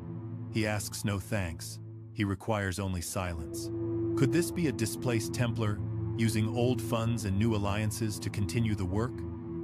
Could Andermatt and towns like it have served as alpine switchboards for the surviving Templar network? Perhaps the strongest argument for a Swiss connection lies not in buildings or documents, but in behavior. Switzerland's sudden rise in the centuries following the Templar purge mirrors almost eerily the order's own structure. Decentralized power, fortified hubs, intense record discipline, and an obsession with secrecy. Their militia model, trained fighters who return to farms, resembles the Templar structure more than any contemporary army. And while modern historians are cautious to draw a direct line, whispers persist. Some Swiss families, especially those with medieval wealth and no clear noble ancestry, trace their origins back to Brothers of the Road. The term used in early Swiss chronicles describes men who traveled with locked chests, observed feast days not on church calendars, and insisted on round towers. One such family, whose surname we will not mention out of respect, maintains a private archive containing early Templar documents. When asked how these came into their possession, their archivist simply smiled and said, "We have always had them." The open question is this: did Switzerland offer the Templars a deliberate refuge? Or did the order, scattered and broken, simply recognize in the Swiss valleys a kind of mirror, a chance to begin again? Not with grandeur, but with structure. Because if the Templars ever sought a place to go dark, a land with natural defense, political ambiguity, and neighbors who asked few questions, it would look very much like medieval Switzerland. And maybe it still does. You walk into an old church stone, cold, quiet as dust. You are not looking for anything. just admiring the craftsmanship, the symmetry, the way the light spills through a high window. But then your eyes drift. A carved symbol out of place, an angle that does not quite match the rest. A sequence of arches, misaligned, but deliberate. You brush it off. Coincidence. Mason's whim. But what if it was not? What if the walls are whispering? Templar architecture has always inspired reverence. Round churches, thick-walled commanderies, fortified chapels, all designed with military precision and spiritual gravity. But beyond function and faith, there are patterns, repetitions, echoes, and those who have studied these stones closely argue that the order did not just build, they embedded. It is well established that Templar sites often feature octagonal floor plans. The most famous is the Church of the Holy Sepulchre in Jerusalem, the model for many Templar churches across Europe. The symbolism was overt: eternity, resurrection, and balance. But what is more intriguing is how those shapes appear even in non-religious buildings. A granary in England, a watchtower in Portugal. Why repeat sacred geometry in a storage house? Why align a barn's roofline to the solstice? One early 14th century structure near Mans includes a doorway framed by alternating dark and light stones. 11 on one side, 9 on the other. Local masons say it was a stylistic flourish, but Templar researchers note that 11 and 9 were numbers used in internal codes. 11 for the faithful, 9 for the original knights. The same ratio appears carved into a staircase at a Templar house in Limousin. The steps are uneven, but count them, and the sequence repeats. Coincidence or communication? This is the theory. After the fall of the order, when parchment became dangerous and names became targets, stone became the medium. Templars or their apprentices encoded warnings, maps, and memorials into the very bones of buildings. Not crude treasure maps with arrows and X's, but messages in proportion, repetition, orientation. A rotated star in a floor mosaic. A beam that casts a perfect cross only on one day of the year. A chapel whose stained glass forms a cipher when viewed from a single angle at dusk. Rosslyn Chapel, of course, is the loudest of these whispers. Its intricate carvings, geometric ceilings, and symbolic motifs have launched 1,000 books, too many to name. But the deeper mystery lies in how common these elements are. Smaller chapels forgotten in rural corners of Europe display similar flourishes. In Poland, a crumbling round tower bears a keystone engraved with what appears to be the alchemical tree of life, 6 centuries before alchemy was widely practiced there. In Cyprus, a Templar-built church contains a spiral of stones in the apse that, when traced outward, corresponds to the Fibonacci sequence. None of these alone are proof, but together they form a body of visual grammar, a silent architecture of memory. Here is where the theory turns sharper. In 2010, a restoration team working on a former Templar site in the Oise region discovered something odd: a false wall. Behind it, a small chamber. Inside, no treasure, no relics, just a stone bench. A faded painting of a compass rose, and carved into the plaster a phrase in Latin: "He who sees the shape, sees the road." The phrase had never appeared in Templar literature, but it matches the cadence and tone of internal mottos found in sealed documents. The chamber was sealed not by collapse, but by design. Hidden, yes, but preserved. Architectural ciphers may have served multiple functions, signaling safe houses, marking locations of hidden texts, or simply commemorating principles of the order. But there is also the possibility of mapping. Several researchers have attempted to overlay Templar sites onto sacred geometry patterns, grids based on astronomical alignments, numerological symmetries, or even constellations. The results are murky. Some patterns fit, others stretch. But one configuration keeps reappearing. A 7-pointed star, known as the heptagram, connecting sites in England, France, Aragon, and southern Germany. The angles match, not perfectly, but closely enough to raise a brow. What does it mean? No one knows, but the heptagram has been associated with secrecy, transition, and gates in both Christian and pre-Christian mysticism. It is also a symbol that appears subtly in stained glass windows of at least 3 former Templar churches, each one altered after the suppression, but each retaining that quiet 7-pointed signature. The most compelling evidence, though, may be the craftsmanship itself. Templar stonework was famed for its precision, blocks cut so closely they needed no mortar, vaults that still stand after centuries of weather. Builders like these did not make arbitrary choices. They used stone as scripture. Every line was deliberate. Every curve had purpose. And if they believed their mission would survive only in whispers, then the walls became their parchment. This brings us back to something mentioned earlier: the identical stone symbols found in both Tomar and Rosslyn. One, an upward-pointing vessel beneath a star. The other, its twin, inverted. Separately, they are curious. Together, they might represent a passage, a gate between hemispheres, between eras, between silence and survival. The open question remains: were these ciphers part of a unified code, or were they fragments, personal expressions left by individuals mourning the fall of their order? In either case, they suggest intention, a refusal to let the story end.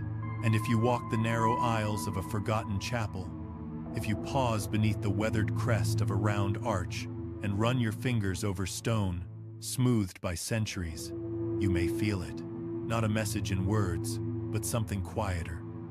An echo of hands that built not just for shelter, but for memory. The order is gone, but the geometry remains. It is easy to imagine the church as the great hammer that crushed the Templars. A single institution, absolute and immovable. But history, especially papal history, is never that clean. The Vatican's official stance was clear. After trials, inquisitions, and months of agonizing political choreography, Pope Clement V dissolved the Order of the Temple. But behind that decree is a flicker of something more complicated. Because in certain places, at certain moments, the papacy looked away. The Templars were technically subject only to the Pope. That was part of their founding charter, answerable to no king, bishop, or secular lord. A privilege that made them powerful allies and dangerous liabilities. When Clement V issued Pastoralis Praeeminentiae, instructing all Christian monarchs to arrest Templars and seize their assets, most obeyed, some with glee, but not all, and not immediately. And more curiously, neither did the Vatican always follow through with its own orders. A strange fact emerges when examining Vatican correspondence from the years between 1307 and 1314. Delays, inconsistencies, and outright contradictions. In one letter to the Archbishop of Tarragona, Clement encourages careful investigation, stressing the importance of avoiding injustice to faithful brothers. A month later, he urges the Spanish monarchs to proceed with all haste.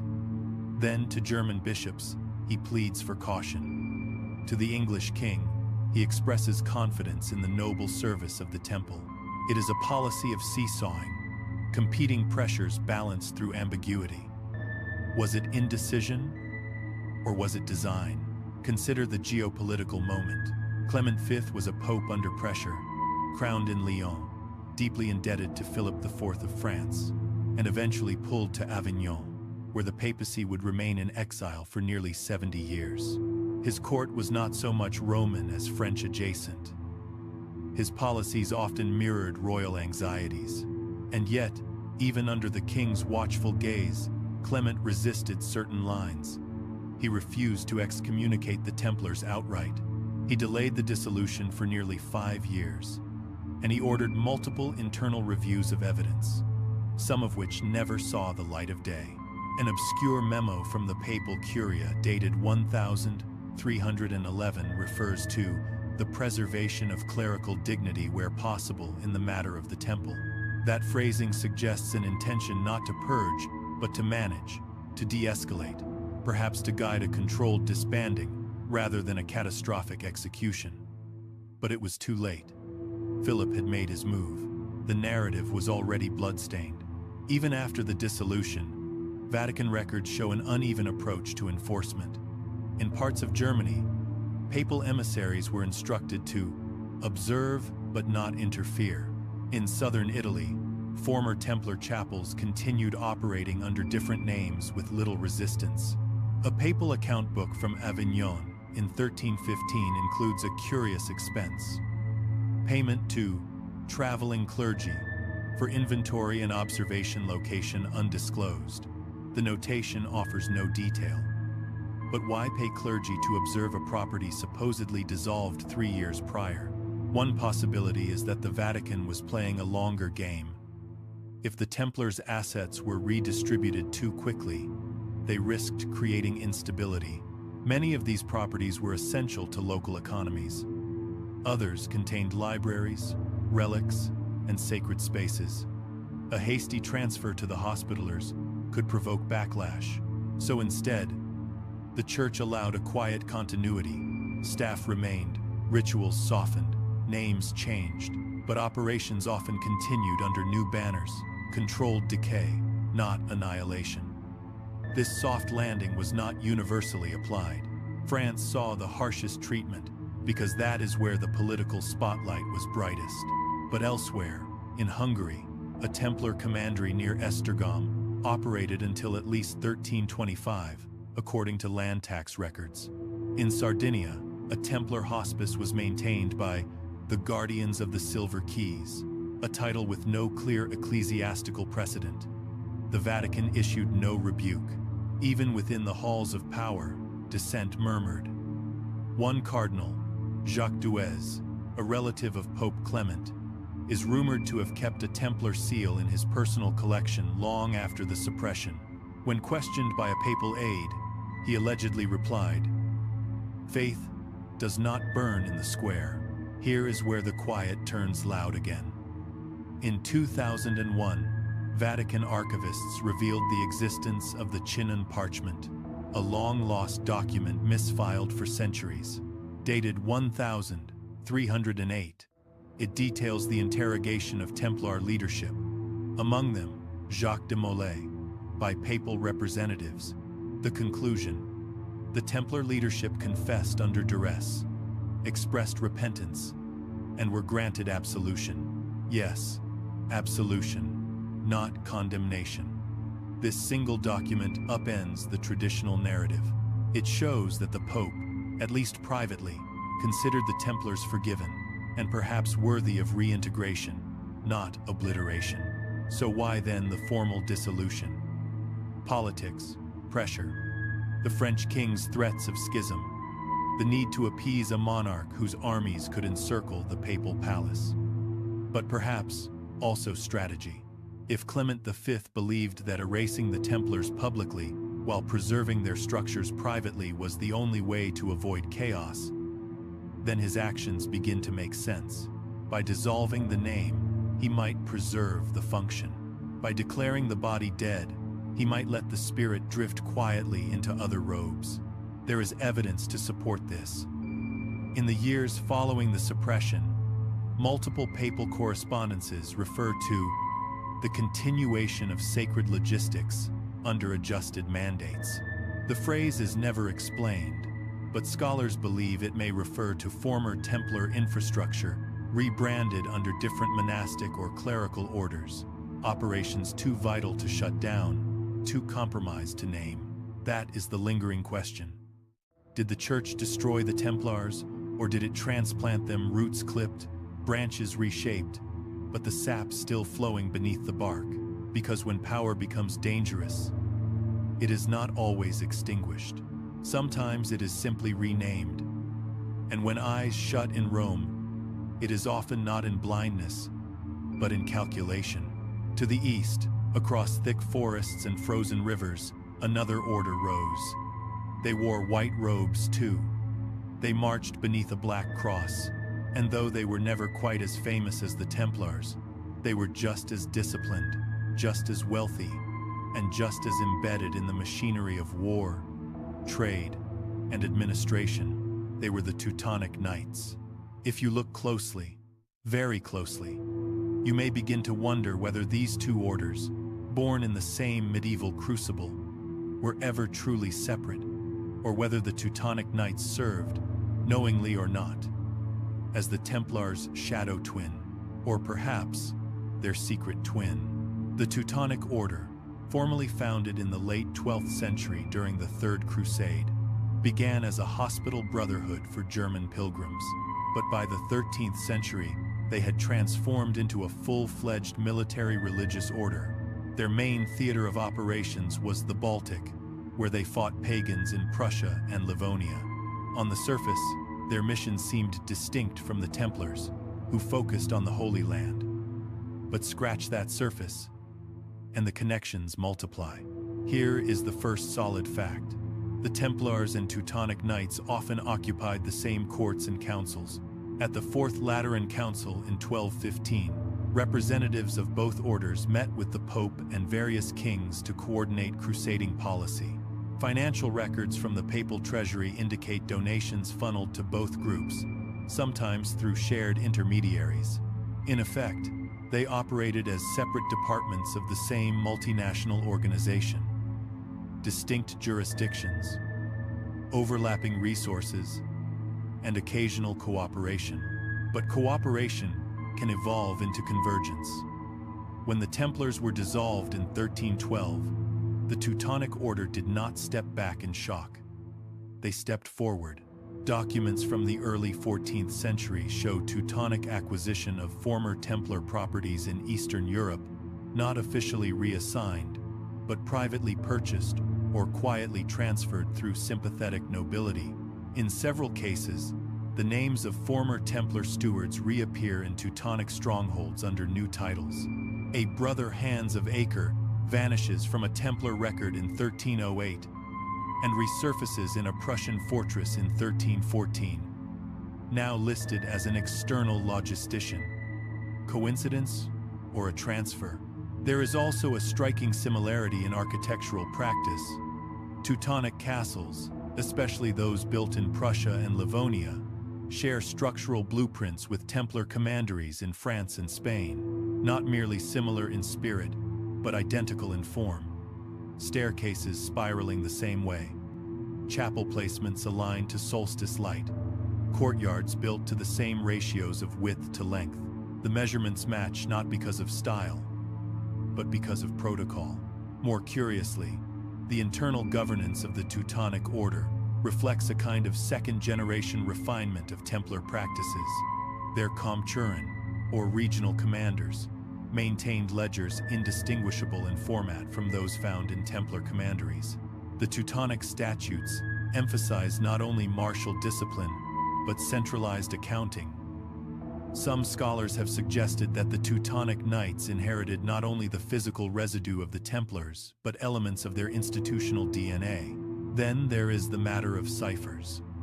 One obscure manuscript from the Teutonic Order's Malbork fortress contains a series of symbols used in communications between Komturen. These symbols, loops, triangles, stylized stars mirror those found in marginalia of Templar documents from Burgundy.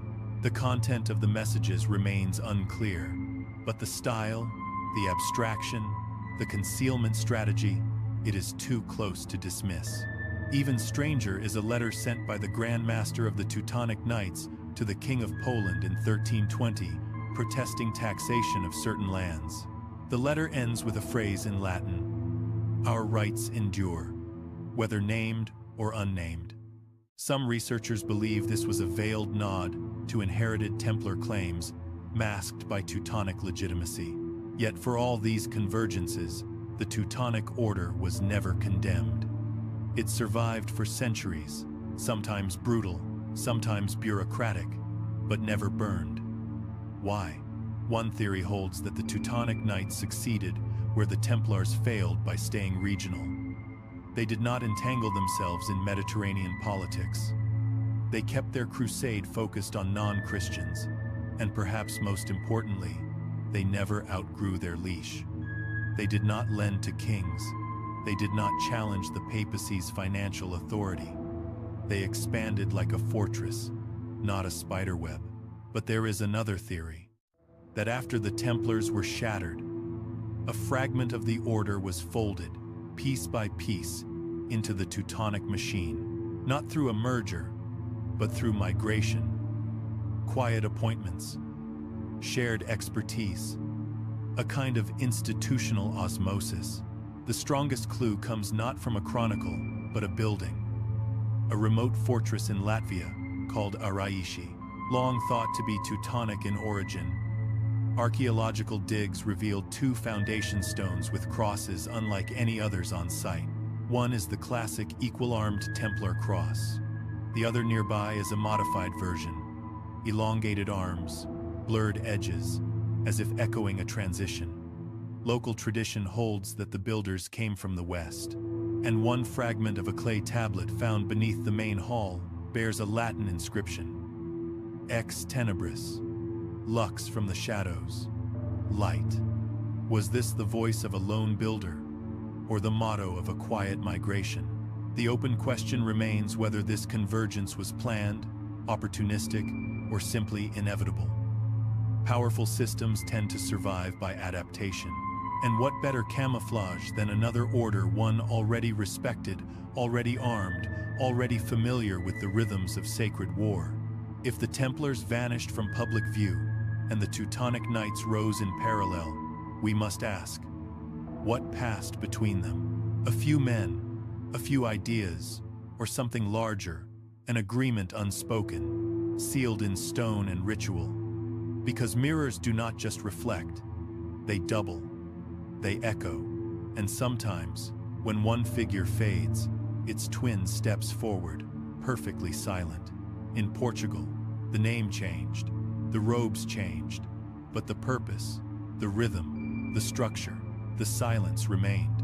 Of all the post-Templar transformations across Europe, none is as striking or as successful as the creation of the Order of Christ. It emerged from the ashes of the Templars, not as a rival, but as a ghost in full daylight, recognized by Rome, sanctioned by the crown. And yet behind the banner, there were familiar hands at work. The Knights of Christ were not a replacement. They were a resurrection. The timeline is uncomfortably neat. The Templar suppression begins in France in 1307. By 1312, Pope Clement V officially dissolves the order. In 1319, just 7 years later, King Dinis of Portugal, a monarch known less for piety than for pragmatism, petitions the Pope to found a new order, one that would protect the kingdom's Christian values, defend its territories, and, more importantly, administer the lands previously held by the Templars. The Pope agrees. And so, with one document, a legal miracle is performed. A new order inherits not just property, but continuity. Here is the historical fact. Most of the Templars in Portugal were never arrested. Dinis hesitated, delayed, negotiated. He told the Vatican he would comply, then buried the warrant under layers of council review.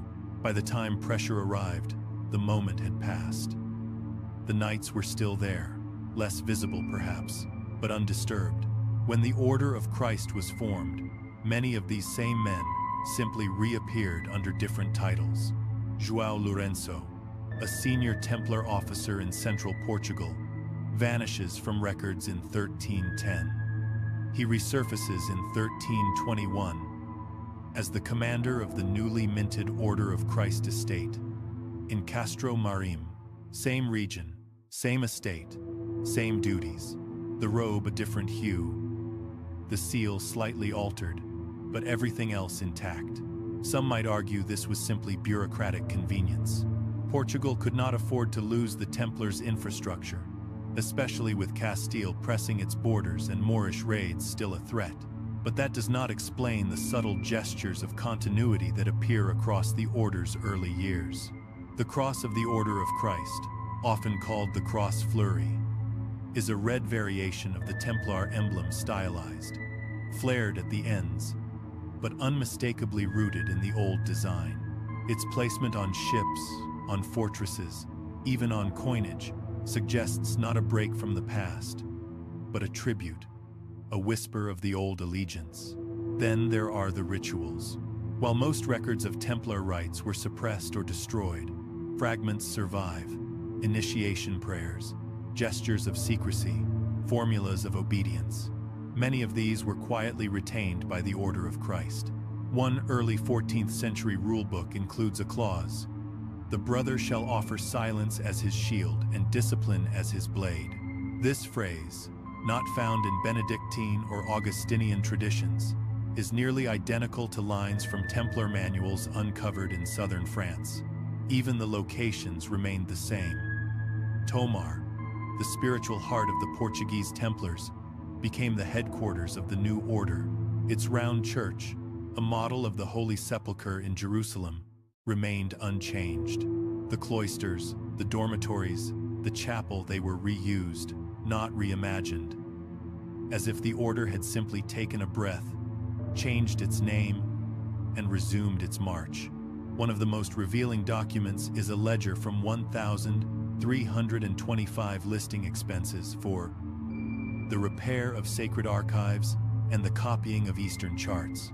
The phrase "Eastern charts" is ambiguous, but some scholars believe it refers to maps and star tables acquired during the Crusades.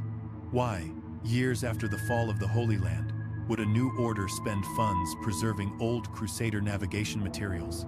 Unless, of course, those materials were part of an ongoing project, one that never ended. Here lies the deeper mystery. The Order of Christ did not just survive, it thrived. In the 15th century, it became the financial engine behind Portugal's Age of Discovery. Prince Henry, the Navigator, one of the Order's most famous Grand Masters, used its funds and infrastructure to launch expeditions down the coast of Africa and into the Atlantic. Ships bearing the Order's cross explored Madeira, the Azores, and eventually Brazil. The Templar Cross, reborn as the Christ Cross, circled the globe.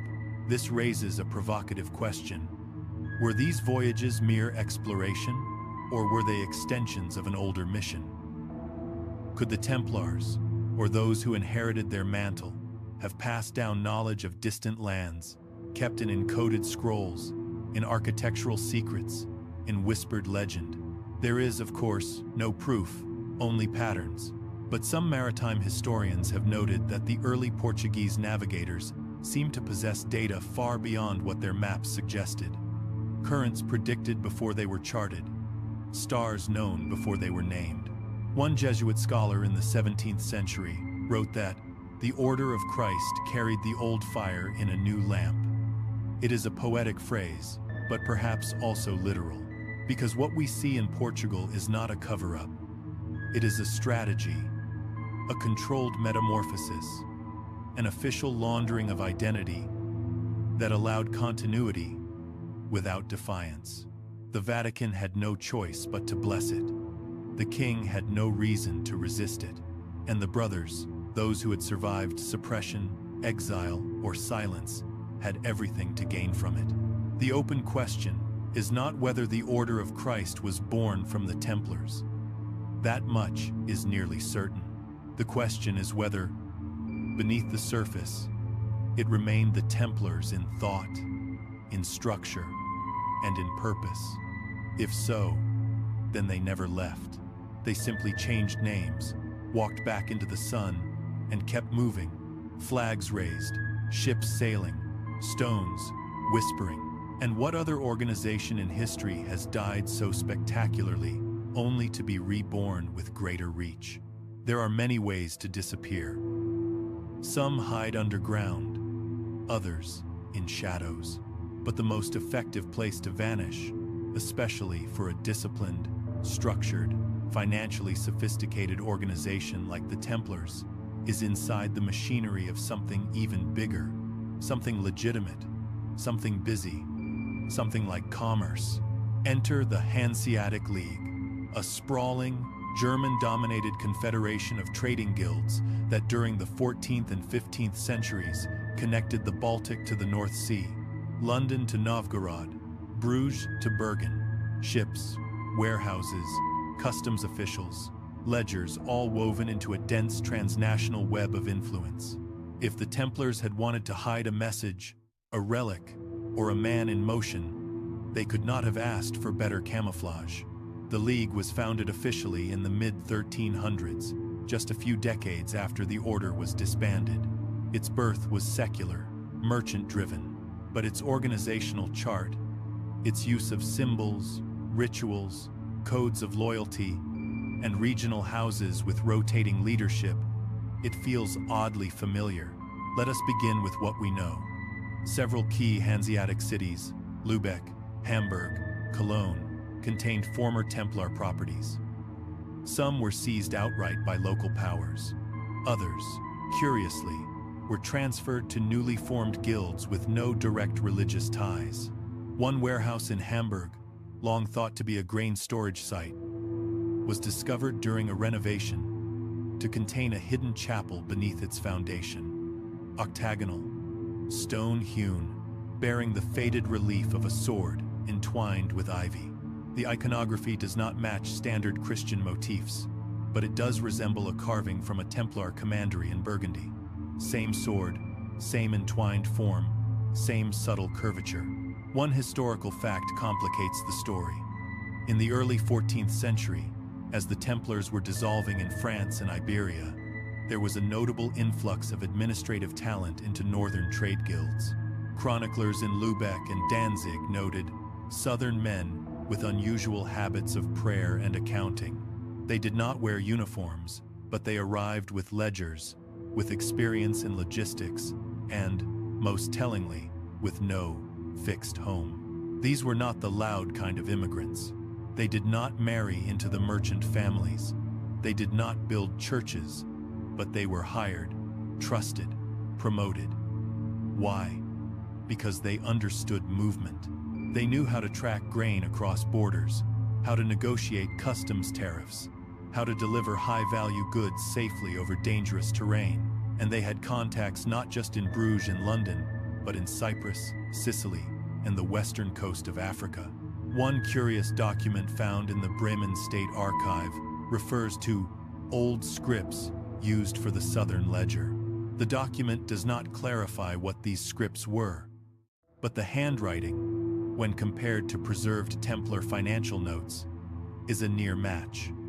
The same looping ascenders, the same peculiar abbreviation of the word sacramentum as a sideways S. It is a small thing, but habits like that do not appear by accident. Then there is the language. Among Hanseatic merchants, a hybrid trade tongue emerged. Part German, part Norse, part Latin, but nestled within it are phrases that raise eyebrows. Sanguis inter merces, blood among goods, used to denote protected cargo. Domus occulta, the hidden house, as a label for relay points between cities. These are not common expressions, and yet similar phrases appear in Templar property records. Domus secreti, house of secrets, via sanguinis, way of blood. The overlap is not proof, but it is smoke. What scholars quietly debate is whether the Hanseatic League became an accidental vessel for Templar refugees, or whether it was deliberately used as a cloak. Could former Templar financial officers have found sanctuary inside its system? Could they have smuggled assets, ideas, or personnel under the guise of grain and cloth? One tantalizing clue lies in the structure of the kontor, or foreign trading post. These were essentially Hanseatic embassies, guarded, self-governing, and equipped with chapel-like halls used for meetings. The most famous was in Bruges, but one lesser-known kontor in Bergen, Norway, contains an archive room sealed until the 1800s.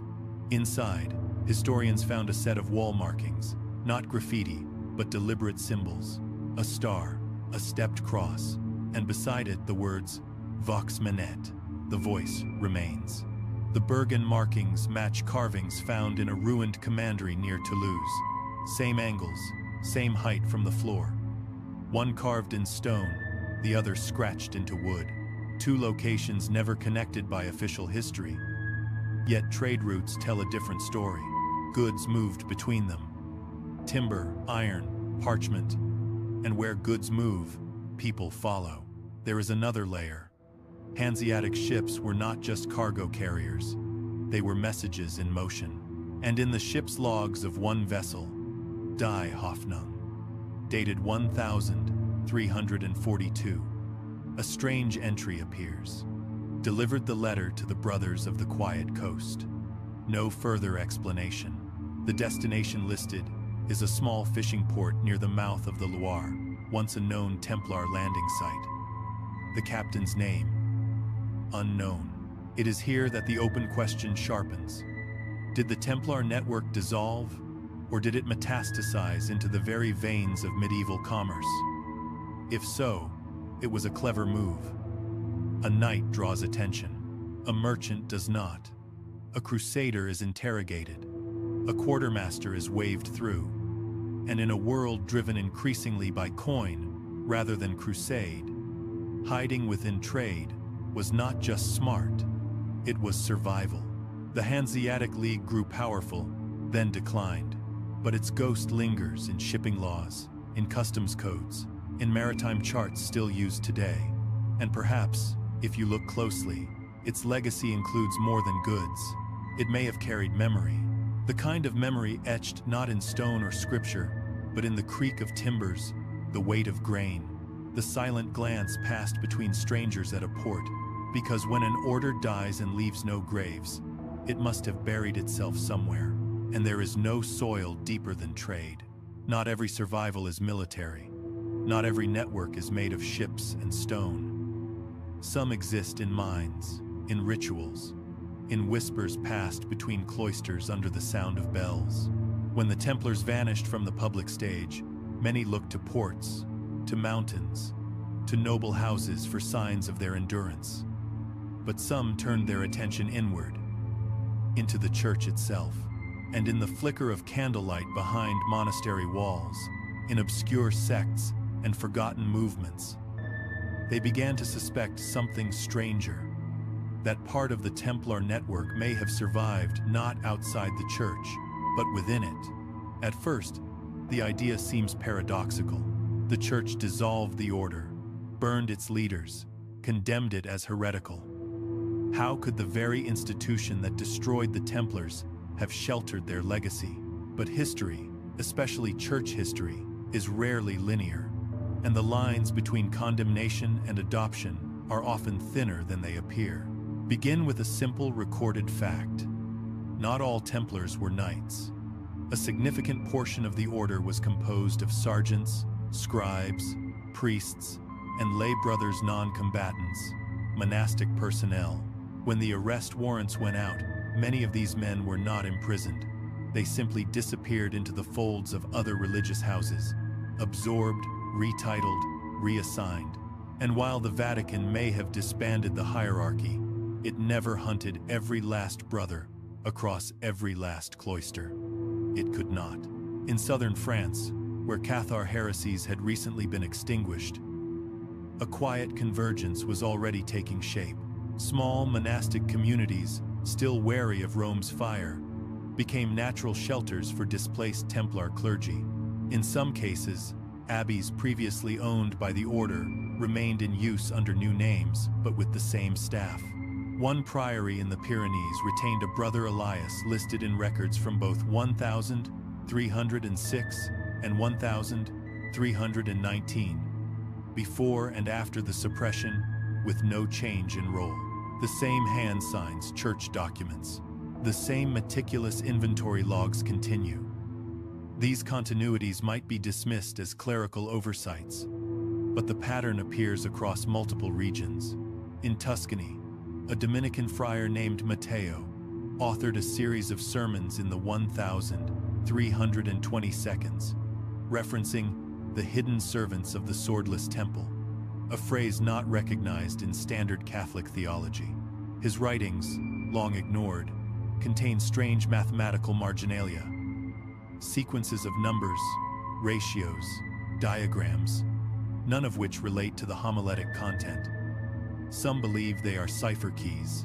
Even more curious is the persistence of certain liturgical gestures, tiny deviations in the Mass used only in isolated monasteries. A double touch to the brow instead of one, a pause before the Sanctus. These anomalies are not doctrinal errors, they are traditions, and some trace them back to Templar rites, preserved in fragments from Iberia and Languedoc. But perhaps the most unsettling thread runs through mystical sects and movements accused, often unfairly, of heresy. The Beguines, the Brethren of the Free Spirit, later even the Rosicrucians, these were not Templars, but many shared habits, language, and an intense focus on inner knowledge, divine geometry, and the idea of hidden truth passed only to the worthy. Some researchers argue that as the Templars were broken publicly, their spiritual undercurrent bled into these groups, an underground church that operated parallel to Rome. In one late 14th century manuscript found in a Benedictine scriptorium in Austria, a monk named Johannes records a vision of a black-cloaked brotherhood walking beneath the roots of the cathedral, holding lightless lamps and keys without teeth. The imagery is obscure, but it echoes descriptions found in earlier Templar texts, particularly those involving the initiation of inner circle members. What stands out is the phrase, keys without teeth, a metaphor used to describe non-literal access, not to buildings, but to knowledge. There is also a persistent rumor surrounding Chartres Cathedral, often celebrated for its Gothic beauty and enigmatic symbolism. A few historians have suggested that its labyrinth, rose windows, and subterranean crypts contain not merely Christian allegory, but embedded messages, a code for those who knew how to read sacred architecture. Some even propose that former Templar masons, displaced and nameless, worked on its later restorations and left behind geometrical ciphers. One segment of the nave, when mapped using Templar ratios, aligns perfectly with the constellation Virgo, known in medieval esotericism as the keeper of hidden light. Then, there is the matter of relics. In ecclesiastical inventories from the 14th century onward, several minor monasteries report possessing artifacts of obscure provenance. Fragments of stone, inscriptions in no known tongue, reliquaries labeled simply "Gift of the Silent Brethren." These items are not catalogued in major church lists, nor do they appear to have been officially transferred from Templar holdings. Some are shaped with a degree of craftsmanship, unusual for their supposed era. 1. A star-shaped metal disc, found in a chapel in Provence, contains engravings resembling both Hebrew and Phoenician script, neither of which had any place in a 14th century Catholic relic chest. Were these remnants of Templar acquisitions spirited away before the order's collapse and safeguarded in cloisters under assumed purpose? Were the monks who guarded them simply unaware or silently complicit? The open question, then, is whether the Templars' religious ideas, their internal doctrines, their mystical frameworks, their codes, survived through spiritual osmosis. Did they leave behind not a political legacy but a theological current, one that trickled through monasteries, found echo in mystics, and re-emerged centuries later as the roots of secret brotherhoods and esoteric societies? There is no proof, no papal confession, no grand scroll titled "The Plan," but there are threads too many, too aligned, too persistent to ignore. And unlike the physical trail of ships and stones, this spiritual trail is harder to kill. It needs no vault. It leaves no ledger. It lives in gesture, in liturgy, in the curve of a chapel roof. If the Templars did build an underground church, it would not look like Rome. It would look like silence. like ritual, without explanation, like a gospel, never written, but passed hand to hand, heart to heart, until the meaning itself became the vault. And somewhere, perhaps, it still flickers in the chant of an obscure abbey, in a labyrinth few notice, or in a prayer that sounds just a little too old for its supposed age. There are some things a name will not tell you. Titles fade, orders dissolve, armies retreat, but blood remembers. If you believe that the Templars disappeared entirely after their fall, then you may not have looked closely enough at who inherited their land, who married their daughters, who built strange additions onto their manors with stone that came from no local quarry. The true legacy of the Templars may not have survived through monasteries or ships or even secret archives, but through families, noble families, the kind with long memories, quiet chapels, and a tendency to avoid too many questions. One solid historical fact: when the Templar lands were confiscated, they did not always end up with the Hospitallers. In theory, yes, the papal decree was clear. In practice, much of the land passed into the hands of regional nobility through temporary custodianship, marital inheritance, or, most suspiciously, through donations to newly formed monastic houses with personal ties to Templar officials. In Burgundy alone, dozens of Templar estates shifted directly into the control of minor noble families within 10 years of the suppression, with no clear financial transaction recorded. Some of these families had long-standing connections to the order. Others gained wealth with astonishing speed and discretion. A particularly notable case is the Brienne family, whose holdings in Champagne expanded significantly after 1312. Coinciding with their sudden appearance as patrons of multiple small religious communities, none of which reported to Rome directly, their family crest, revised around that time, began to include an equal-armed cross behind a stag's head, a design never formally recognized by heraldic authorities, but remarkably similar to sigils found in Templar chapels in the Holy Land. Across Europe, similar patterns repeat. Families with previously modest influence began funding chapels, hiring private tutors fluent in Latin and geometry, and hosting foreign guests who stayed for months but left no record. One noblewoman in Provence, Marguerite de Villefranche, founded a convent in 1327 that required all its sisters to take a vow of silence regarding its patron. The foundation charter survives, but the line with the founder's name has been meticulously scratched out and rewritten in a different hand. More than a few researchers have noticed how some of these families seem to intermarry repeatedly, forming tight generational loops that preserve names, coats of arms, and perhaps knowledge. This is not unusual among noble classes. What is unusual is the recurrence of symbolic motifs: stars, equal-armed crosses, twin horses, ladders of 7 steps. These are not common medieval themes. They appear instead in Templar art, inscriptions, and even seals. The implication is not just aesthetic, but initiatory marks of belonging, or at least of memory. One of the more obscure but compelling threads involves a manuscript found in the private collection of a Silesian count in the 18th century.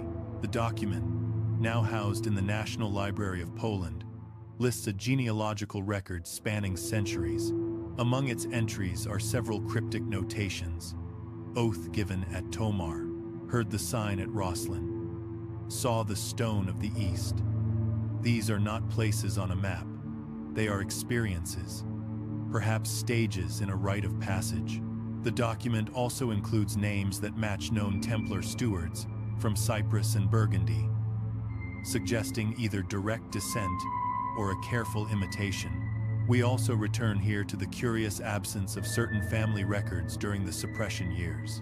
In Aragon, at least 3 noble households ceased keeping birth records between 1307 and 1314, only to resume after the papal dust had settled.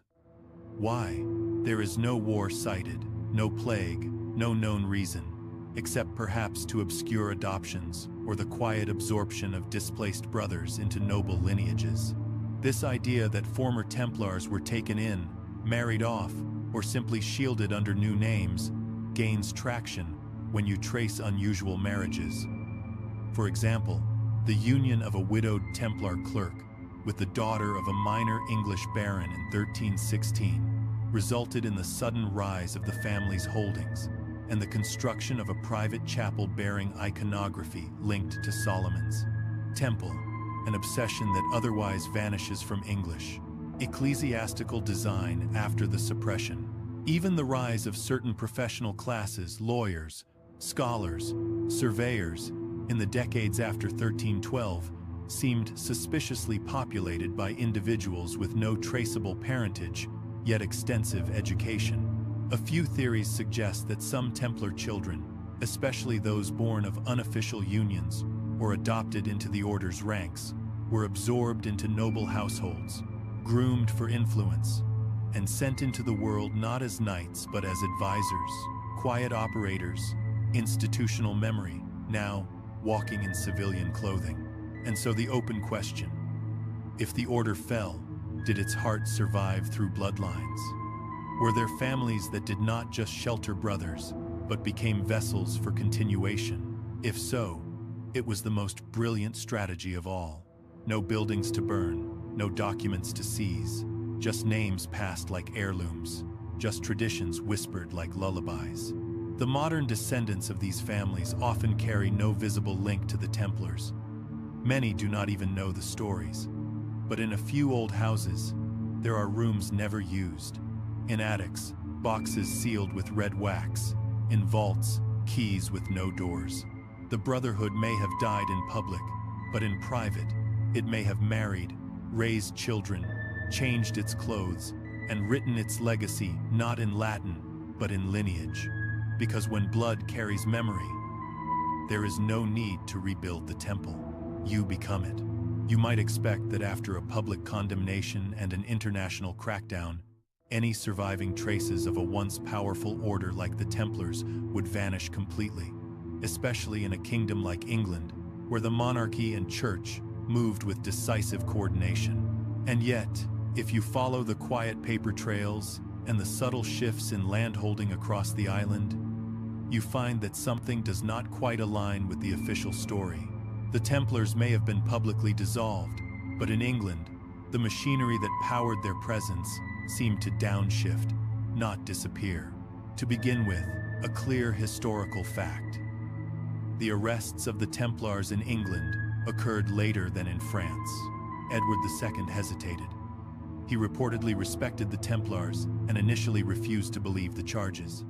Only after direct papal pressure did he order their seizure in 1308, months after the French arrests. Even then, the operations were curiously gentle. In most cases, Templars were placed under house arrest in monasteries. No bonfires, no public trials. And curiously, many retained their clothing and possessions. Now, consider the aftermath. Royal clerks were tasked with inventorying and redistributing Templar properties. Dozens of commanderies, preceptories, and farms dotted the English countryside assets that required significant oversight, but the records left behind reveal a striking pattern. Many of the new custodians were former Templar affiliates or connected through family to known associates of the order. In Lincolnshire, a preceptory passed into the hands of a cousin of the local Templar steward. In Shropshire, a clerk who previously served the order suddenly acquired a post managing Templar lands, despite having no official experience with estate law. Some properties, too, simply vanished from the registry. A manor in Northumberland, once listed as Templar property, is absent from post-dissolution rolls, reappearing decades later under the ownership of a family with no traceable title. Similar anomalies appear in Devon, where a fortified site called White Cross never appears in hospitaller inventories, though Templar accounts show it fully operational just months before the suppression. One of the more obscure but telling episodes involves a land grant in Herefordshire. A small parcel, originally part of a Templar sheep farm, was sold to a minor noble, Sir John de Morville. The purchase price: 3 gold coins, ridiculously low. But the charter includes an unusual clause. Morville must maintain the well on the property for future use by the brethren. No mention of which brethren.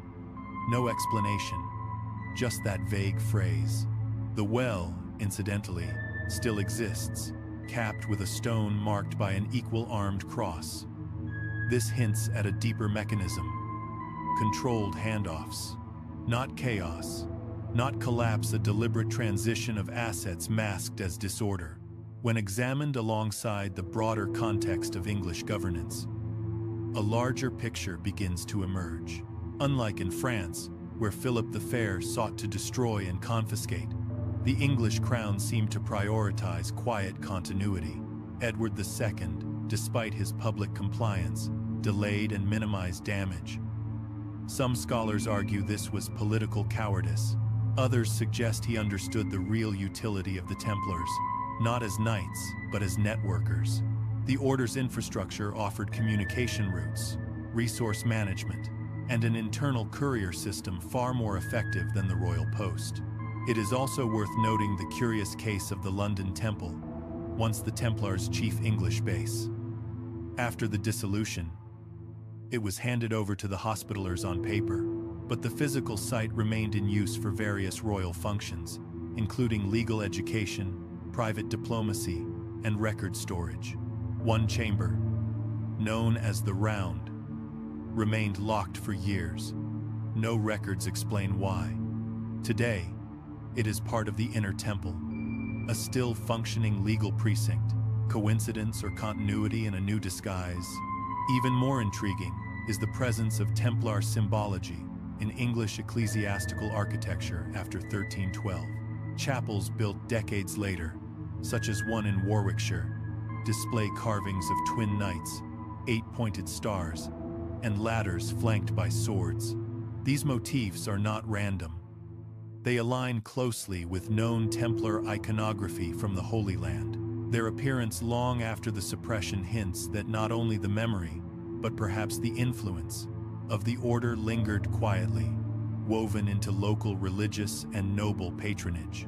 Which brings us to the open question. Was England not a graveyard for the Templars, but a greenhouse?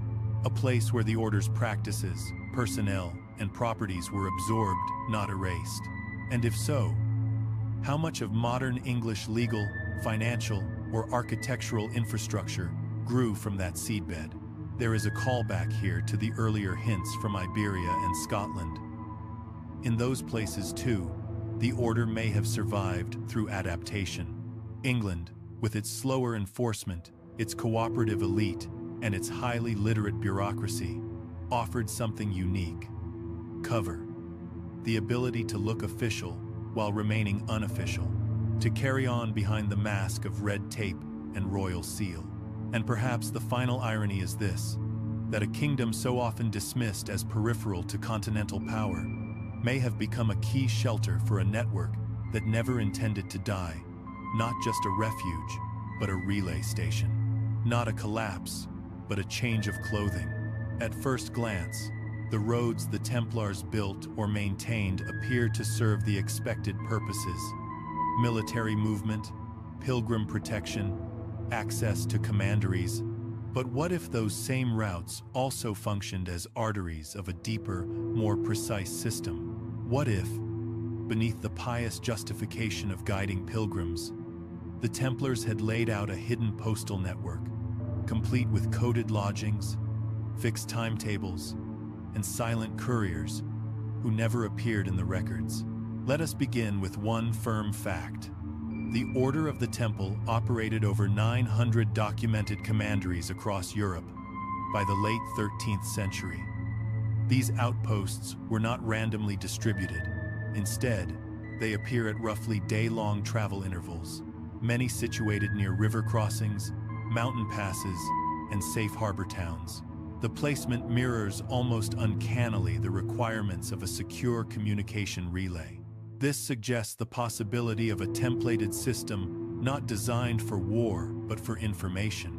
An obscure, rarely cited Templar inventory from the region of Aquitaine lists an annual allocation of horses, parchment, and sealed pouches between 4 commanderies, none of which had seen active battle deployment in decades. The justification: preparations for pilgrimage season. But the items listed include blank cipher wheels, tinted wax tablets, and detailed maps. Pilgrims do not use cipher wheels. Something else was moving along those roads. If you trace the pilgrim routes, especially those to Santiago de Compostela, Rome, and Jerusalem, you begin to see overlapping lines with Templar pathways. Lodgings labeled domus or hospitalia often housed well-trained staff fluent in Latin, Greek, and Arabic. A few even had subterranean storage rooms locked by mechanisms that required coded symbols to open. In northern Italy, one such room was discovered in the 1800s during a chapel restoration. Inside, an empty vault with a carved diagram of a 9-pointed star and a Latin inscription that read, "No voice, only the sign." There is also the oddity of travel speeds. Documents suggest messages sent from Aragon to Paris could arrive in under 10 days, even under the best conditions. That is unusually fast. Unless a relay system existed with fresh riders, known stops, and pre-cleared paths. Such efficiency would require more than goodwill. It would require design. And here is where it loops back to earlier signs of encoded behavior. Remember the architectural markers? Some lodgings share identical stone carvings of lions, with twisted tails or staircases built in reversed spirals, details not needed for comfort or defense. But repeated consistently, they could act as silent markers telling a traveling brother, "This place is safe. This place is part of the system." The questions this raises are endless. Who controlled these routes once the order was dissolved? Did the same infrastructure get quietly absorbed into other orders, like the Hospitallers, or even secular merchant guilds? Or was it intentionally left dormant, waiting for the right message, the right seal, the right hand? We also cannot ignore the strange survival of certain phrases in regional dialects. In parts of Languedoc and central Italy, the phrase "Rota del Segno" appears in old maps and oral histories, "route of the sign." In one case, it is linked to a series of wells, all within a mile of known Templar properties. Local legend says the wells connect underground, but no physical tunnel has been found. There is a related point to recall from earlier: the idea of inheritance through families. Some of the noble houses mentioned in the previous inquiry were situated along these routes. Coincidence? Or was land ownership chosen to protect specific nodes in a broader network? It is worth mentioning an odd find near Dover. During a 1,970 seconds expansion of a rural road, workers uncovered a buried stone milestone far from any Roman path. The carving: an equal-armed cross beneath a line of dots. Archaeologists dismissed it as decorative, but cryptographers later noted the dots matched a known cipher grid from 14th century French military use. The stone has since vanished from public display. And what of the pilgrim badges, those small tin icons pilgrims wore as proof of journey? Some bear subtle differences: extra marks, reversed lines, strange dots between letters. A recent study compared dozens found along the Camino de Santiago and found certain marks clustered only at sites near former Templar estates. Could the badges themselves have been used to identify trusted couriers? In some, the evidence forms a trail never definitive, but always suggestive. A line of inns spaced too neatly, riders who move too fast, seals that match too closely, and small signs left like breadcrumbs for those trained to read them. So we arrive at the open question: were these roads the visible part of a hidden circuit? And if so, how long did it operate after the order fell? Some say the routes fell into disuse. Others believe they simply changed hands. But a few, just a few, suggest they never stopped. They simply went quiet, because a road is never just a path. It is a choice, a promise, a direction whispered from one hand to the next across miles of stone and silence. And sometimes the quietest paths carry the most dangerous messages. If you have heard one story about the Templars after their downfall, you have probably heard this one: that they did not vanish. They transformed. That centuries later they re-emerged as Freemasons, cloaked in symbols and ritual, hiding in lodges rather than chapels. It is one of the most persistent popular claims, repeated in books, whispered in documentaries, and proudly displayed in the iconography of modern fraternal orders. But if we are being precise, and we are, the truth is far less cinematic and far more interesting. Let us begin with the grounded fact. The Freemasons, as we know them today, formally emerged in the early 18th century. The foundational moment is usually pegged to 1717, with the unification of 4 London lodges into the Grand Lodge of England. Their rituals, degrees, and symbols, compasses, squares, the all-seeing eye, are now instantly recognizable. But centuries before that, there were operative masons, the actual builders of cathedrals and castles, who passed knowledge through apprenticeships and guild structures. Their secrets were technical, not mystical. So where does the Templar link come in? That is the obscure detail. In the early 1700s, certain Masonic rites, especially those in France and Germany, began inserting overt Templar references into their rituals. Initiates were told that their order preserved the legacy of the Knights Templar. Some rites even reenacted the martyrdom of Jacques de Molay. Others included references to Solomon's Temple, a Templar obsession, and incorporated the double-headed eagle, a symbol later associated with the Scottish Rite. But here is the controversy.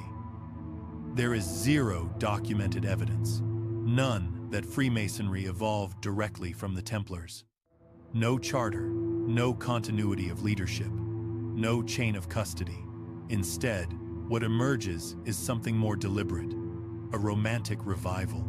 In the Enlightenment era, secret societies wanted lineage, prestige, ancient roots, and the Templars, with their air of tragedy and mystery, were the perfect candidates for symbolic adoption. This raises the open question that continues to baffle historians. Why did the Templar legend surge specifically in Masonic circles and not others? Why did these 18th century architects of fraternity choose a disgraced medieval order as their spiritual forebears? Part of the answer may lie in politics. At the time, anti-clerical sentiment in France was rising. Associating with a group destroyed by the Church allowed early Freemasons to frame themselves as inheritors of suppressed truth. It was not about lineage. It was about rebellion, identity, and myth. That said, there are strange connections worth noting. Some early Masonic manuscripts include passwords and signs uncannily similar to surviving Templar ciphers. A few family lineages involved in both early Freemasonry and Templar asset inheritance appear in key historical junctions. And in one particularly strange example, a carved stone found in a Scottish churchyard bears the classic Templar cross and an early Masonic square and compass side by side, dated to 1681. Is it a modern forgery? A coincidence? Or something more?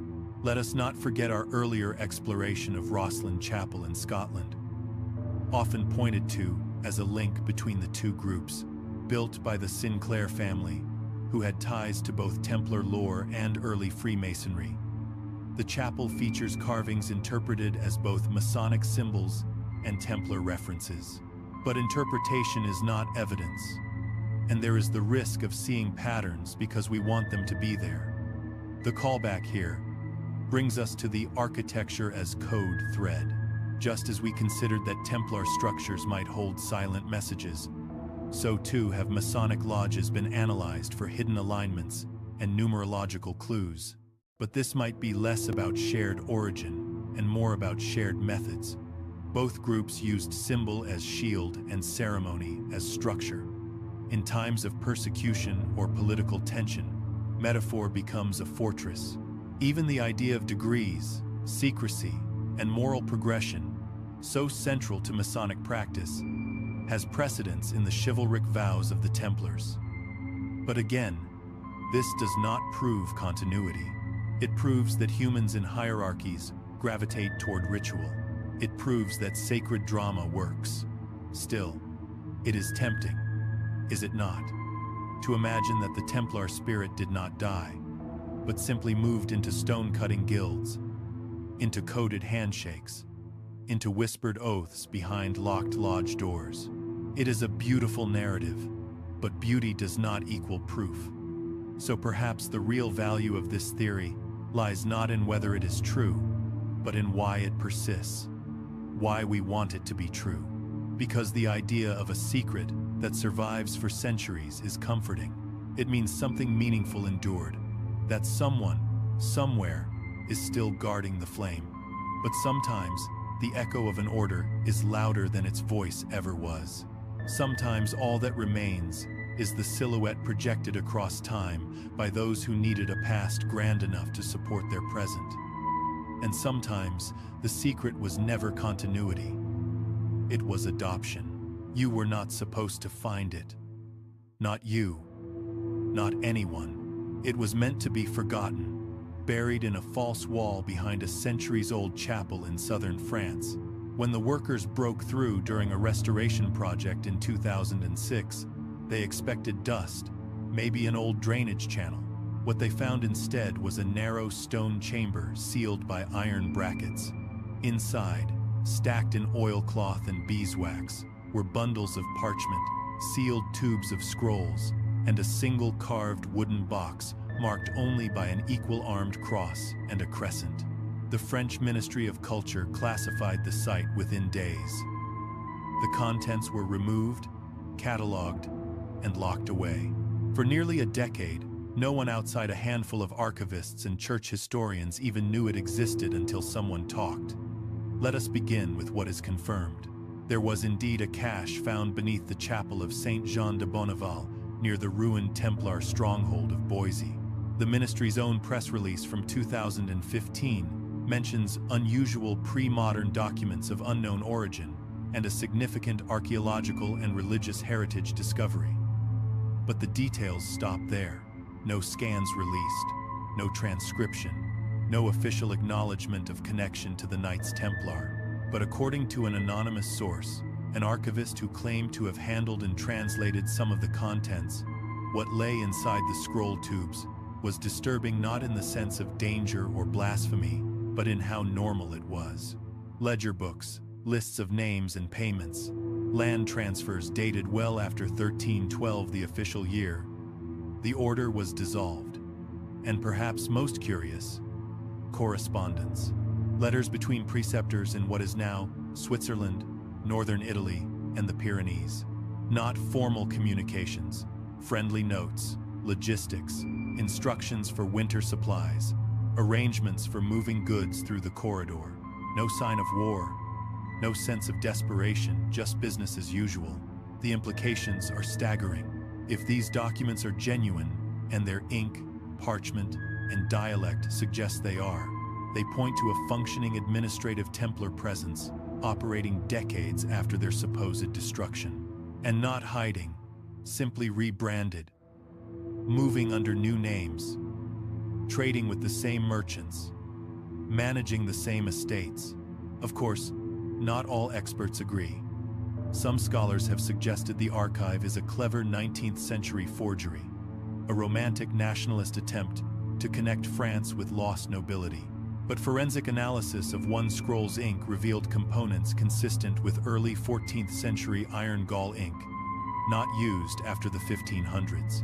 And the wax seals, while damaged, include known Templar sigils, not reconstructed ones, but rare variants, matching earlier finds in Limoges and Aragon.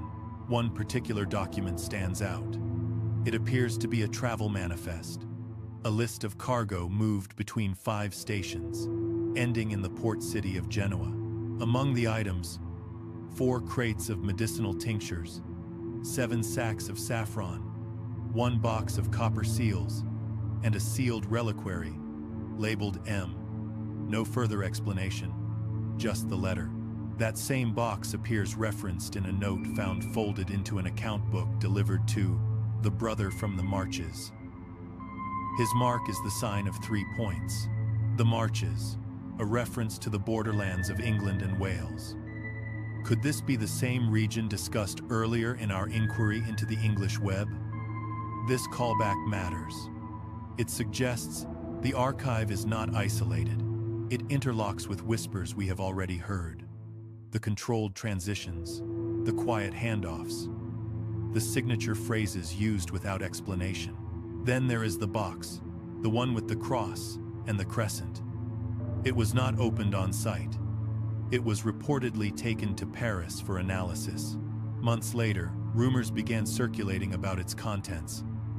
A set of brass rings, an engraved astrolabe, and a bound codex in a language no one immediately recognized. The archivist claims the codex is not Templar, but something older, preserved by them. The writing resembles Syriac. One image shows a stylized map, concentric circles around a central square, radiating lines like a star chart. Was it astronomical, mystical, a guide?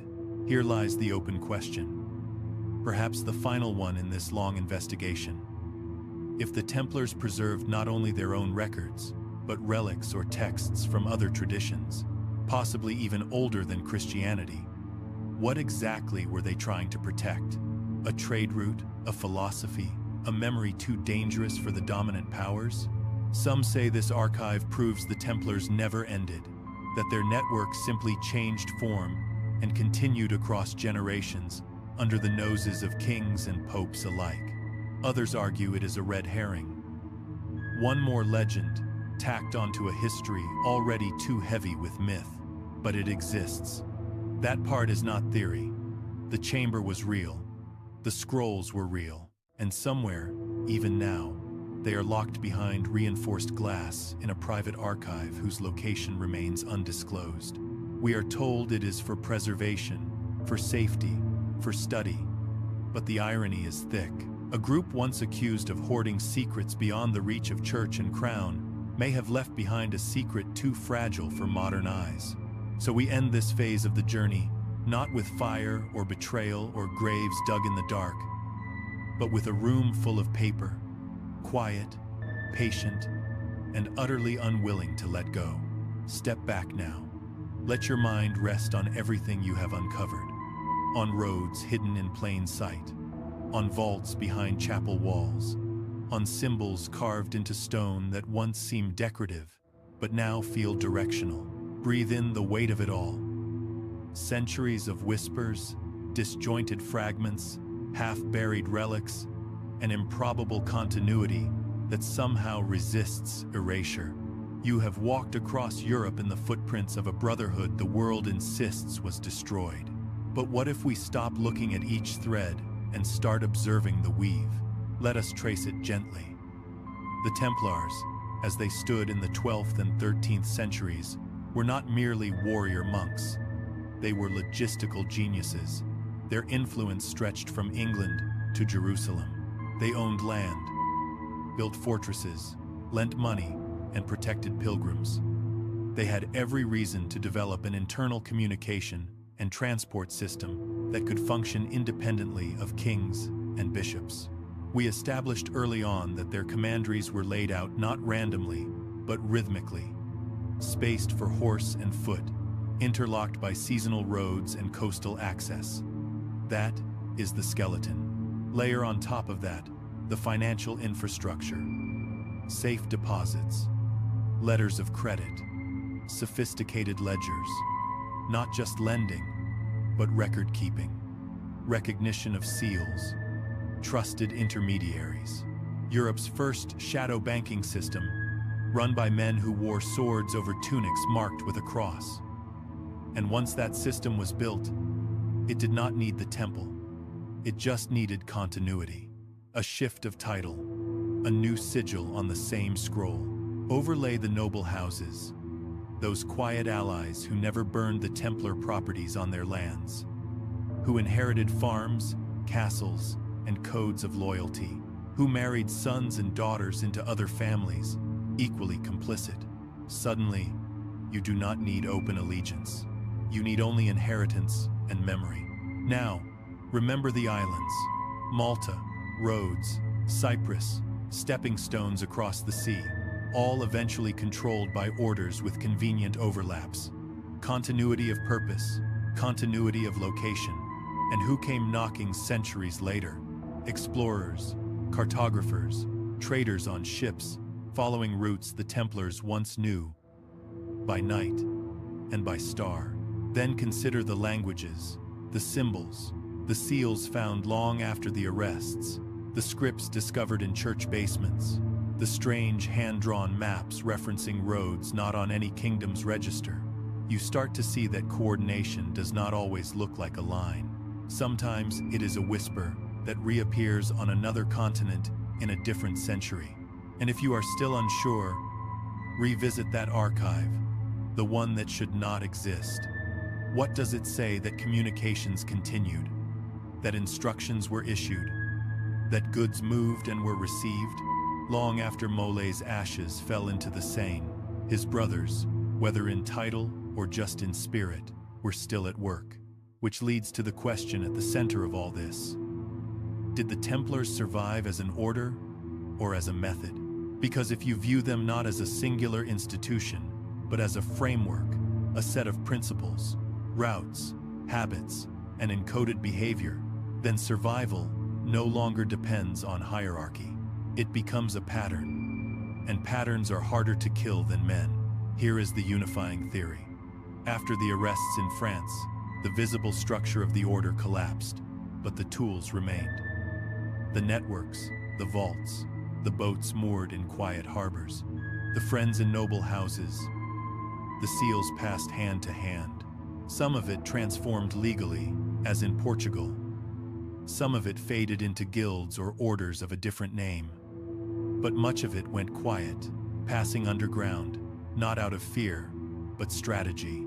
The Templars did not fall. They transitioned. The final shape was not a phoenix, not a rebirth.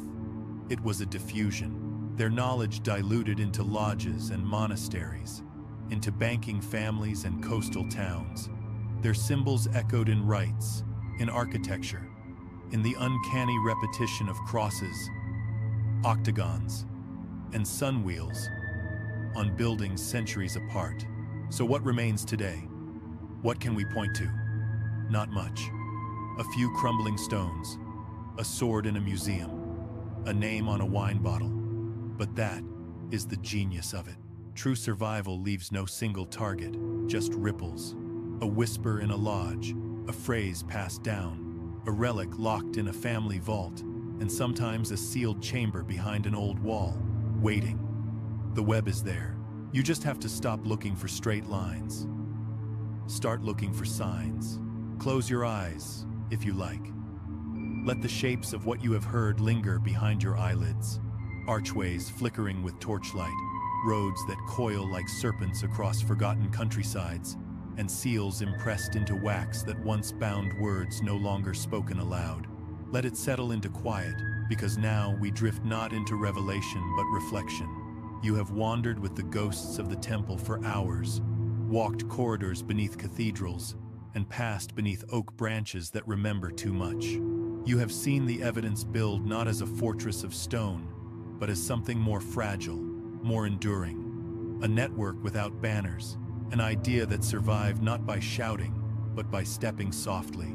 The Templars, those warrior monks in white and red, may no longer ride under their ancient rule, but their echoes live on in the old roads that still mark the countryside, in the geometry of churches where light bends at impossible angles, in lodges where strange rites are passed down with care and reverence, and in names, quiet names on deeds and ledgers, in the corners of forgotten books, waiting for someone to ask again.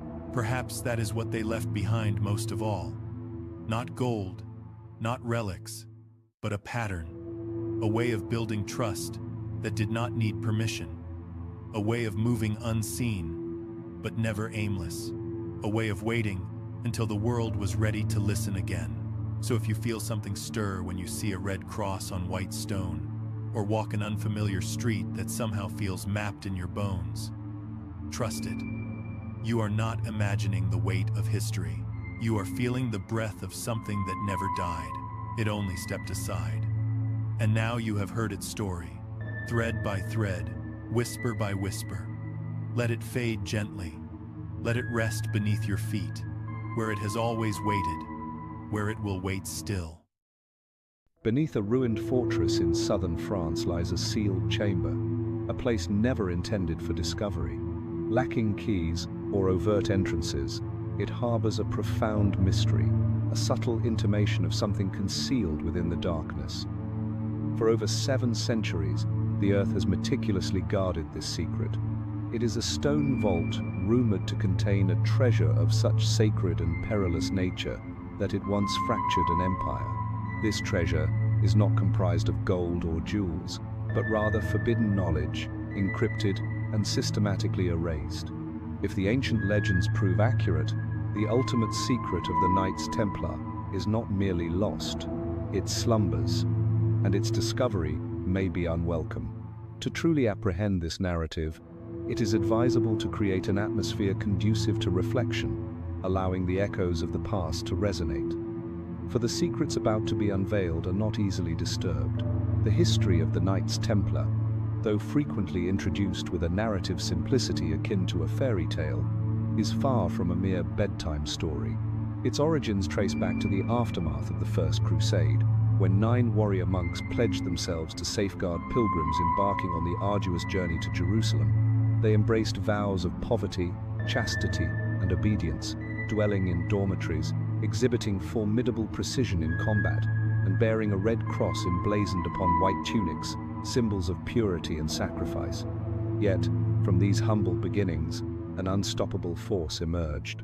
By the 12th century, the order had evolved into one of the most formidable institutions in medieval Europe. Their holdings encompassed vast landed estates, impregnable castles, extensive banking operations, intricate trade routes, and exclusive rights. They transitioned from protectors of pilgrims to guardians of popes, kings, and sacred relics. Their influence spanned an immense geographical area, from Scotland to Cyprus, and their financial resources accumulated at a rate that even monarchs struggled to quantify. Whispers of ancient knowledge began to envelop their name like an ethereal mist, and the Templars, far from dispelling these rumors, may have actively fostered them. Then arrived the fateful night of the 13th of October, 1307, a date forever associated with the profound misfortune it inaugurated. Under the direct command of King Philip IV of France, hundreds of Templars were apprehended in a single, meticulously orchestrated strike. They endured torture, underwent trials, and faced execution. Their Grand Master, Jacques de Molay, was tragically burned alive. The once invincible order seemed to dissipate into ashes, extinguished with startling rapidity. However, a particular detail has consistently troubled historians.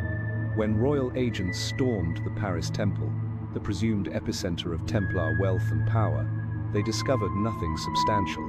No vaults, no revered relics, no gold. Everything had vanished, not stolen or confiscated, but simply gone without a trace. Furthermore, the entire Templar fleet, reportedly docked at La Rochelle, disappeared within the same week. There were no bodies, no wreckage, not even any financial ledgers, as if the vessels had either slipped into an alternate dimension or possessed prior knowledge of the impending danger, enabling their timely departure. This leads directly to the enigma of the vault. Situated near the ancient site of Gisors, buried beneath layers of medieval masonry, lies a chamber that no one has dared to open. Prior attempts at excavation were met with governmental intervention, and the site was subsequently sealed. Some dismiss it as an elaborate deception, others believe it to be a tomb, yet one individual asserted that it was more than a mere vault. It represented the concluding chapter of the Templar narrative, a sanctuary meticulously constructed to transcend the ravages of time, to survive fire, betrayal, the machinations of kings, and the scrutiny of inquisitions. This profound mystery compels further investigation, prompting inquiries into the nature of such an invaluable concealment, and pursuing a legacy meticulously erased from official records, now preserved only in scattered fragments, enduring myths, and unsettling silences. For within those shadows the truth patiently awaits discovery. To facilitate a comprehensive exploration of these historical mysteries, it is advisable to remain informed of subsequent analyses. There are vaults meticulously crafted by human hands, and then there are vaults composed of silence, of fear, of memories, interred so deeply they begin to question their own existence. However, the mere act of forgetting does not equate to complete disappearance. The treasure of the Templars may indeed remain unseen, unless one is prepared to meticulously follow the subtle clues they left behind. The sudden collapse of a formidable organization commenced with a sunrise that metaphorically stained Paris like spilled ink. The date was Friday, the 13th of October 1307. By the time the city's bells roused the dormant cobblestones, the meticulously prepared trap had irrevocably closed. Across France, dozens of castles and commanderies belonging to the Knights Templar were seized. Hundreds of brethren, individuals who had once served alongside royalty and whose reputations were built on strict discipline and discretion, were forcibly removed from their lodgings, shackled, and transported to dungeons. The charges heresy, idolatry, and unnatural vices were suspiciously synchronized, impeccably timed, and utterly devastating. One can almost perceive the resounding echo of iron doors slamming shut. The operation, conceived in profound secrecy by King Philip IV and executed with surgical cruelty, remains one of the most coordinated mass arrests in medieval European history. Remarkably, no one, not even the Pope, was forewarned. Indeed, the Vicar of Christ himself, Clement V, was caught unaware, a perplexing circumstance given that the Templars reported directly to the papacy. If they were culpable of spiritual offenses, such matters should have fallen under the jurisdiction of Rome. However, Philip did not defer, and indeed, he could not, for the underlying motivation was not religious doctrine. It was, as is often the case, financial. By 1307, Philip found himself deeply embroiled in debt. Prolonged wars, extravagant court expenditures, and a personal disposition characterized by an intense pursuit of wealth had depleted the royal coffers. The Templars, consistently efficient and discreet, had effectively become the de facto bankers of Europe. Like any financial institution, they maintained meticulous records of loans, interest accrued, and, significantly, of monarchs who had borrowed beyond their repayment capacity. One king, in particular, was heavily indebted. Consequently, rather than settling his financial obligations, Philip chose to disrupt the entire system. He meticulously portrayed the Templars as demonic figures cloaked in monks' robes, alleging that they desecrated the cross, venerated an enigmatic head, and engaged in illicit acts during their initiation rites.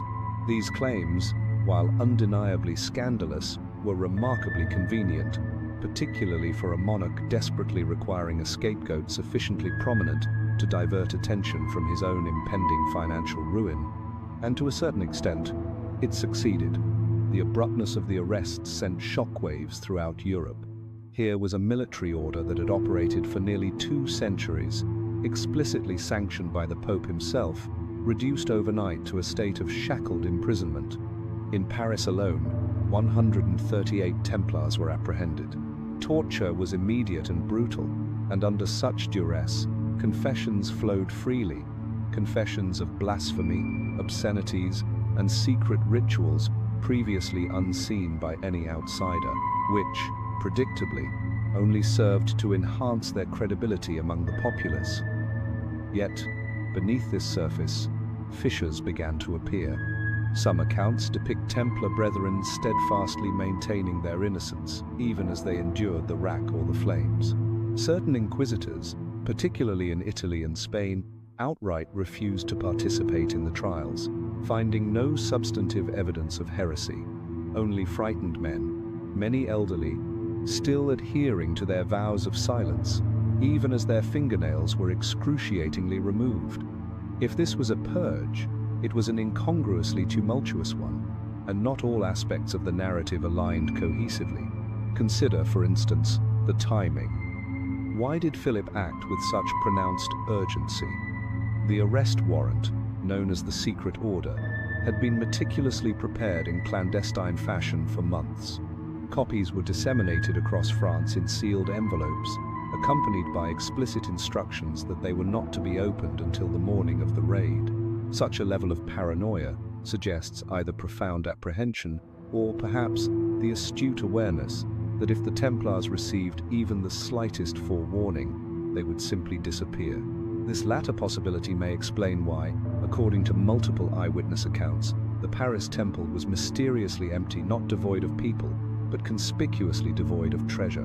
While royal agents located numerous records, they found no chests of gold, no sacred relics, not even the rumored Ark of the Covenant, which, amusingly, some had genuinely hoped might be concealed there. Instead, they encountered only silence, the kind that implies a destructive fire had raged just long enough to obliterate all prior traces.